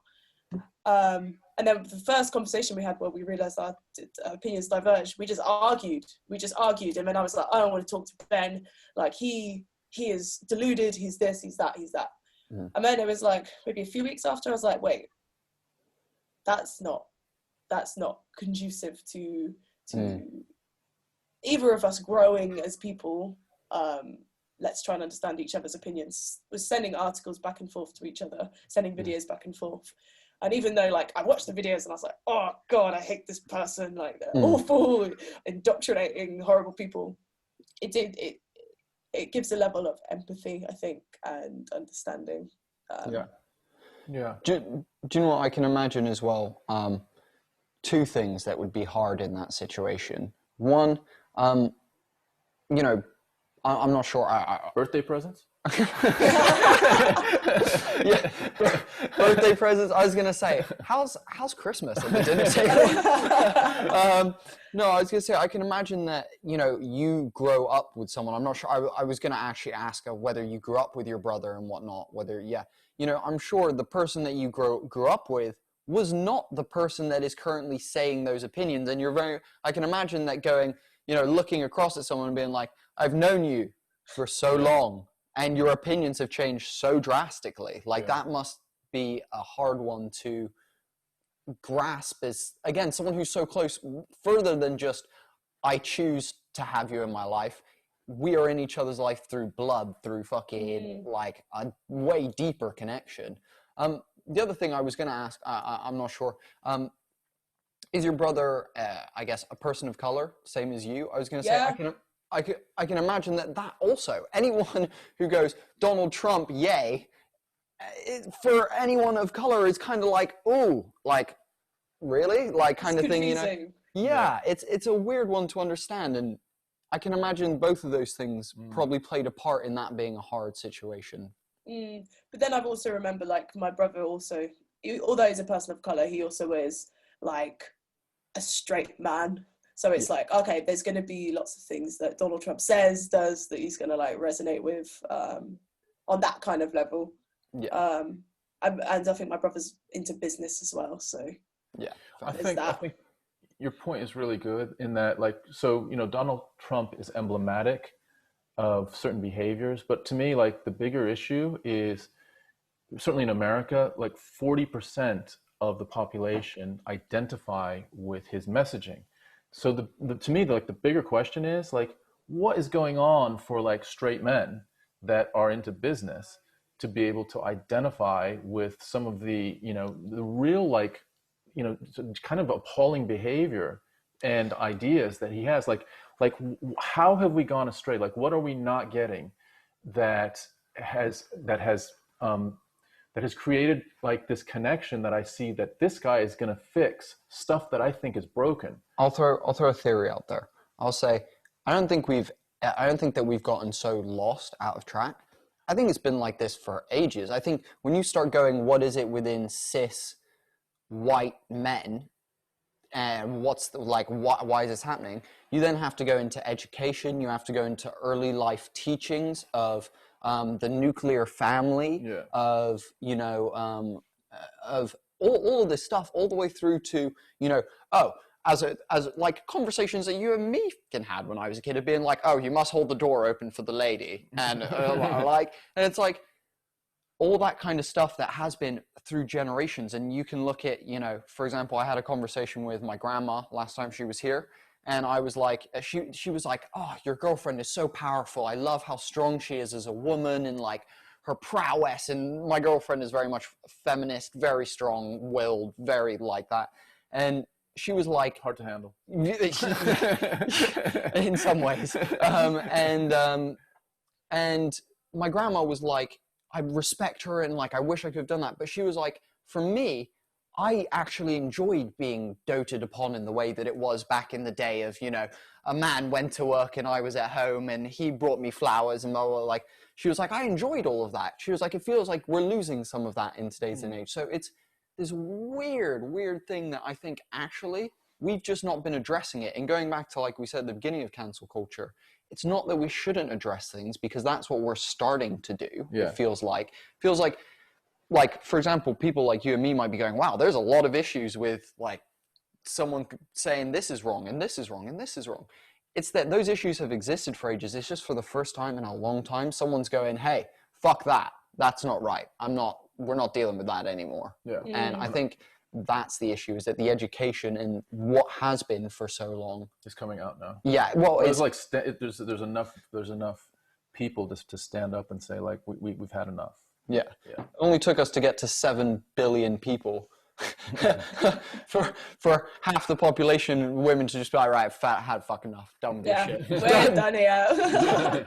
Done with this crap. But yeah, it's wicked to see the evolution of rights for different marginalized groups come into the forefront, and different things being spoken about, even things like gender non-conformity, like with me identifying as non-binary. It's like, it is wicked to have had that conversation be loud, because I didn't have a term for how I felt before. It was just kind of like, oh, I feel like, I don't know, maybe I'm like a tomboy, like maybe, I don't know, like I'm just in the middle and I don't belong to either of them. So for that conversation to come to the forefront and to feel like I really strongly identified and understood what that meant, was very life-changing and reaffirming for me.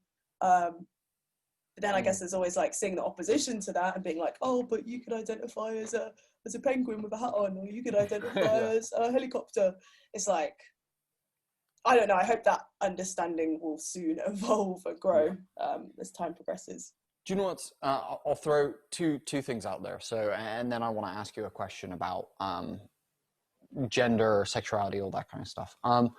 So for me, I struggled with the whole intersex, transgender, non-binary, all of that. I'm bisexual, which puts me in that kind of group of people who are kind of in the middle going, you know, and so I get the feeling in some ways, but for me, I met my first non-binary friend, Rue, and they are absolutely incredible. One of my favorite people on this planet. And for me, it was really hard to get my head around the whole concept, because again, like I said, for years, I'd been brought up in Western nuclear family culture, and to the point where gay sex isn't taught in our health classes in school. You know, we're taught about cis straight sex, we're taught about all this stuff.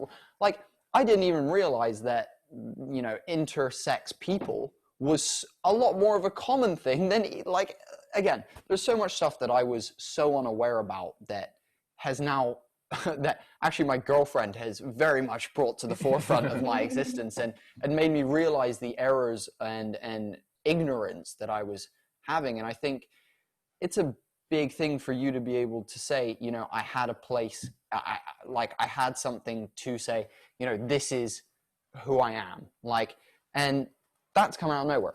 And for people who are in that place, it's so amazing. And I'm so happy for people like yourself, people like Rue, that there is a way to define yourself now in a way that allows you to be part of a group and to feel like you're a part of something, rather than feeling isolated or feeling confused about where you stand on it. And to the transgender thing, and to like all of that into understanding that, you know, you said people's counter arguments like, well, you can identify as a penguin, like fucking that kind of stuff. I would say to me, like the one way that I really understood it and got round it in my head, especially for transgender and whatnot, and I'm not sure if this helps anyone else, was I love sci-fi. I love sci-fi. Sci-fi is one of my favorite things on this planet. And in like 90% of sci-fi, there is someone walking around with like 3 tits, or like a dude that actually is a chick, or that like dresses as a woman, or is very like, there's always stuff in sci-fi movies about that kind of stuff. And to me, what it allowed me to see actually further down the line was that we as humans like to augment ourselves. We like to change the way we physically appear. For example, Grove, you know, you and me share some things of that. I can see that you're tatted up. I've got some tats myself. We've also got piercings. You know, I can see that you've got some piercings. We like to change the way we are. You've got completely different hair to me, completely different hair to Tom. You know, well, your hair is incredible, by the way. Thank you. Just touching on that.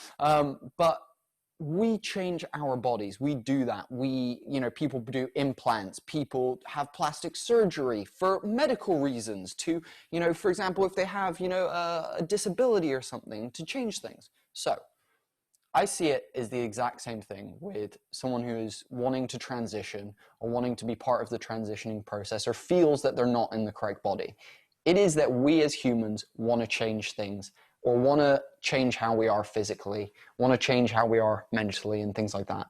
I would say it fits into that category of going, I'm most happy knowing that I've got my lip ring in my lip and my scapula. Like when I went for surgery recently and I took my lip ring out, I was like, I feel so bare on my face. I don't know why. Like I can feel that it's not there, and it feels like not me. Do you know what I mean? Like it doesn't feel like me. And I looked in my phone and was like, oh, it doesn't look like me either. I was like, that's weird. So I think understanding that it's just people wanting to be comfortable is such a big thing. That's such a big one. It's just understanding that we're all moving that way. At some point, the whole world is going to be mixed race. We're losing black and white, and we're going more towards in the middle anyway. The whole planet will be mixed race at some point. I'm going to put a guesstimation that the whole planet at some point will probably be intersex, in terms of we might get to a point where you could have both genitalia, one or the other, or even alternate dependent on the technology that we get to at some point. So to me, I think alteration is not something that should be feared. If anything, it should be understood that we've been doing that for so fucking long. Yeah. You know, I guess the important thing to differentiate between something like tattoos and piercings and things like that is those are a lot more choice based. So it's like, oh, I feel this. Do you know what I mean? This is like a choice. Yeah. Whereas something like being transgender, I think is a lot less of a choice. And 100%. I imagine the disconnect, feeling that severe disconnect from your mind and your body, is you know, when people want to have surgery, I guess it feels like less choice involved. Yeah. Because there's a fundamental disconnect with. I couldn't imagine how it'd feel to feel like, oh, I should, you know, I should have a fully masculine body, but I don't. Like I couldn't imagine that. And I think I guess a lot of the bigoted people are just like, oh, you're like, for example, with trans women, they're just like, oh, they're just men who want to get into women's changing rooms. But I think hopefully we're slowly more and more reaching a stage where it's like, oh no, you know, we're never going to be able to fully understand as people who are not transgender. We're never going to be able to fully understand what it's like to be transgender or be in the mind of someone who's transgender. But we can do our best to understand that. And it sounds like definitely Bodhi, and I'm not at all discounting what you've said, because I think there's a lot of validity in it. It's just there's that other side to consider as well.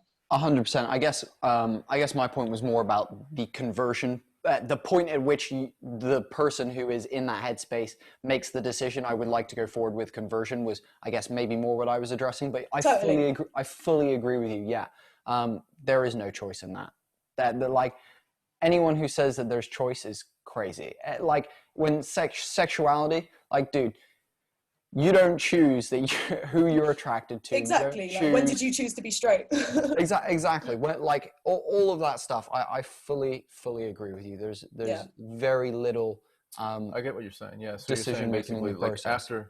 after the realization, then there has been, whatever you want to call it, you know, sort of human body augmentation in different capacities. So it shouldn't be looked at as that foreign for someone that wants to change their gender. Totally. We've been doing it in different ways. So based on something that they, you know, there is no choice. And by the way, there's a history of people just being able to do it in different ways as well, like having stretched earlobes, fucking massive lips. They're like, right. So I mean, so the technology is there, right, for you to support your, you know, your no choice position, basically. Yeah, totally. And you know, it circles around to something that I wanted to ask you, Grove, because two things. I'll ask you a funny question, and I'll ask you a serious one. With your Big Papa video that you recently released, yes. First of all, there's loads of fucking fruit in that video. What's your favorite type of fruit? Because there was so much fruit in that video. I can't even tell you. So much fruit. Like, I was in a bath filled. It was like, I think it was 25 chopped up grapefruits all in there, which like looks great, but when you're in it, it's like my skin was just burning. It's just like, it's getting acid, like grapefruit acid in my skin. My favorite fruit is actually either mango or banana. Nice. Okay. Yeah, I just thought, like, I don't know, in a way, like the close-up consumption of something like fruit can be quite sensual, and I was like, well, this video is gonna be just going all in terms of that. So amazing. No, I just wanted to ask. I thought it was bloody fun. I was like, I said to Tom, I was like, how many bits of fruit? There's like watermelon, there's bananas, there's grapefruit. I was like, Jesus. With the Big Papa video as well, obviously a theme within it is, I guess, queerness. A theme within it is representation, is kind of what I was gonna like allude it to essentially. There's you got a couple of like drag queens in there, you got a couple of dudes in some amazing heels rocking it and whatnot, and I wanted to ask, how much is representation important to you within your music and what you are going to continue to do within the industry of music? Yeah, I think growing up, I didn't have a lot of role models that I could relate to. And I don't know, I guess everything that I do, I want to be authentic to myself. And I feel like I am being authentic to the things that I enjoy and that I like. For example, I know the three circus artists who are in the video, so it's like a very authentic connection and want to show their talents and show just kind of like there are Black queer people out there doing stuff, because it might be that someone who was previously in my situation happens upon maybe not that, just that kind of a video of that kind of energy, and they're like, oh look, that is, you know, I really, really identify with that. And I feel it's, I don't know, maybe it's quite a personal thing in some ways, but then it relates to like a wider picture. I love what you said a second ago as well, there's a difference between having a personal connection with the representation that you're addressing within something or doing within something, and then doing the classic token Black person or token like gay person. Like that's a fucking really strong point. You can't just be like, oh, for example, if part of your persona, part of your image, part of the whole Grove package is queerness is part of it, like for you to just go in a music video that has very little to do with it, or for example whatever, for you to be like, oh, we'll just throw a token gay dude in there somewhere and he'll do some prancing or whatever and that'll be cool, like that would be fucked up, versus going, like you said, I know these people, I want to showcase their talents, and not only that, but just so happens to be that they represent something I give a big fuck about. Which is cool, which is really, really important. And that distinguishing that is important. There we go. I guess it's exposing people to maybe things they wouldn't usually be exposed to before, which it collectively enriches everyone. That's awesome. Yeah, that's awesome. And you know what, going back to your fashion, you push like one of your gigs that I was like, oh, I love what you're wearing, was you were literally just wearing suspenders with like nipple tape and like badass trousers. I literally was like, It's so badass. It's so like, it's so kick-ass and so like different. Like, how often do you go to the Exchange or the O2 and someone is like topless with nipple tape on? So fucking rare. Like, so fucking rare. And that's why I think I love that about what you do. And actually, over this conversation, I've fully fallen in love with you as a person and what you do. Like, I think it's badass. I think you represent a group of people that need to be fucking heard, that need to get exposure, that need to be seen for being movers in both the musical world, and we'll talk about creatively, but also movers within, like we've said, you know, this changing the world, changing ideologies through things like communication, through open channels of communication, and wanting to do that, you know. It's pretty badass. You're a kick-ass person. That's very, very kind of you to say, and I totally feel like, I don't know, like I said, I think just before the break, but really I'm enjoying having this conversation and hearing your guys' insights, and really I think there's going to be a lot to reflect on and learn from this conversation, which is great. 100%. And you know, we, interestingly, I'll be honest, because we like to be honest on this show, we were very much worried about the topics that could be addressed in this podcast. We know that in some cases, you know, these LGBTQ stuff like that are hard topics for people to discuss. This is what I wrote personally, because I'm fucking old. You won't see it. It says there on it. It says there, so that we make sure, like, that was for me, because I'm like, because I'm just old, like, and I wanted to respect you, and I wanted to make sure that I got that right. So for sure, it's much appreciated. Yeah, no, and I think, you know, we have not had a chance to have a conversation like this on the show, and I think for both the show, it's awesome for us to be able to represent someone like yourself on here, to give you the platform, because, like I said, you're a fucking badass. But also, I think, as much as it sounds selfish to me, I'm happy that people can see that we're not like just white dudes who are talking about fighting, because we do often talk about fighting. You know, like, we give a shit about a lot of other stuff going on in the world, and we have very strong opinions on it. However, sometimes we don't always touch on those, and it's been a pleasure to discuss some of that with you. I'll tell you what, my girlfriend rarely watches our podcast. She is definitely watching this one. She will 100% watch this one. Oh, that's wicked. Yeah. I love sharing experiences, sharing knowledge. You guys are very knowledgeable, very wise as well. Thank you. Well, I think to wind it down, love to give you a platform to shout out anything that you've got going on right now. Hit us with whatever links or anything that you want people to find you at. And then we'll do. If we have time, I'd love you to close the show with a little bit of freestyle, if that's something that you might want to consider, if it's appropriate. Yeah. Okay, awesome. I'll give a few shout outs first. Yeah, give your shout outs, drop your plugs, do all of that first. Okay, it's plug city right about now, so get all those sockets plugged in. So these lovely two mentioned about a track called Big Popper, which is a single that came out of mine a month ago, and has got a music video featuring 3 wicked queer performer of colour circus artists. I'll send the link through to you guys to pop onto the channel, and also, and I'm about to perform an excerpt from a track that I wrote in response to the Colston statue being pulled down. It's called Black, and it's so 2 weeks ago we filmed a music video for it that's part of this. It's going to be part of this movement called Cargo. So Cargo is a Bristol-based Black-centric movement that is focusing on introducing more Black history into school syllabuses. That's like a big focus of theirs, which I really resonate with. Yeah, I'm sure you guys resonate with. And got asked to perform this track as part of this 2-hour-long segment of a film that is called Universal City.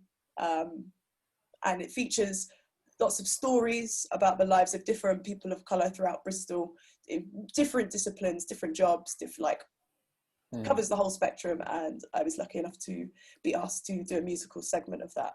I was going to say, you must feel pretty fortunate about that. Very, very fortunate, feel very, very blessed, very, very lucky, and yeah, just that's awesome. super happy. Yeah. You deserve it though. You deserve it. There's no taking, like, we can say, oh, you like it, but fucking deserve it. You're a badass. So that's right. That as well. Super, super kind.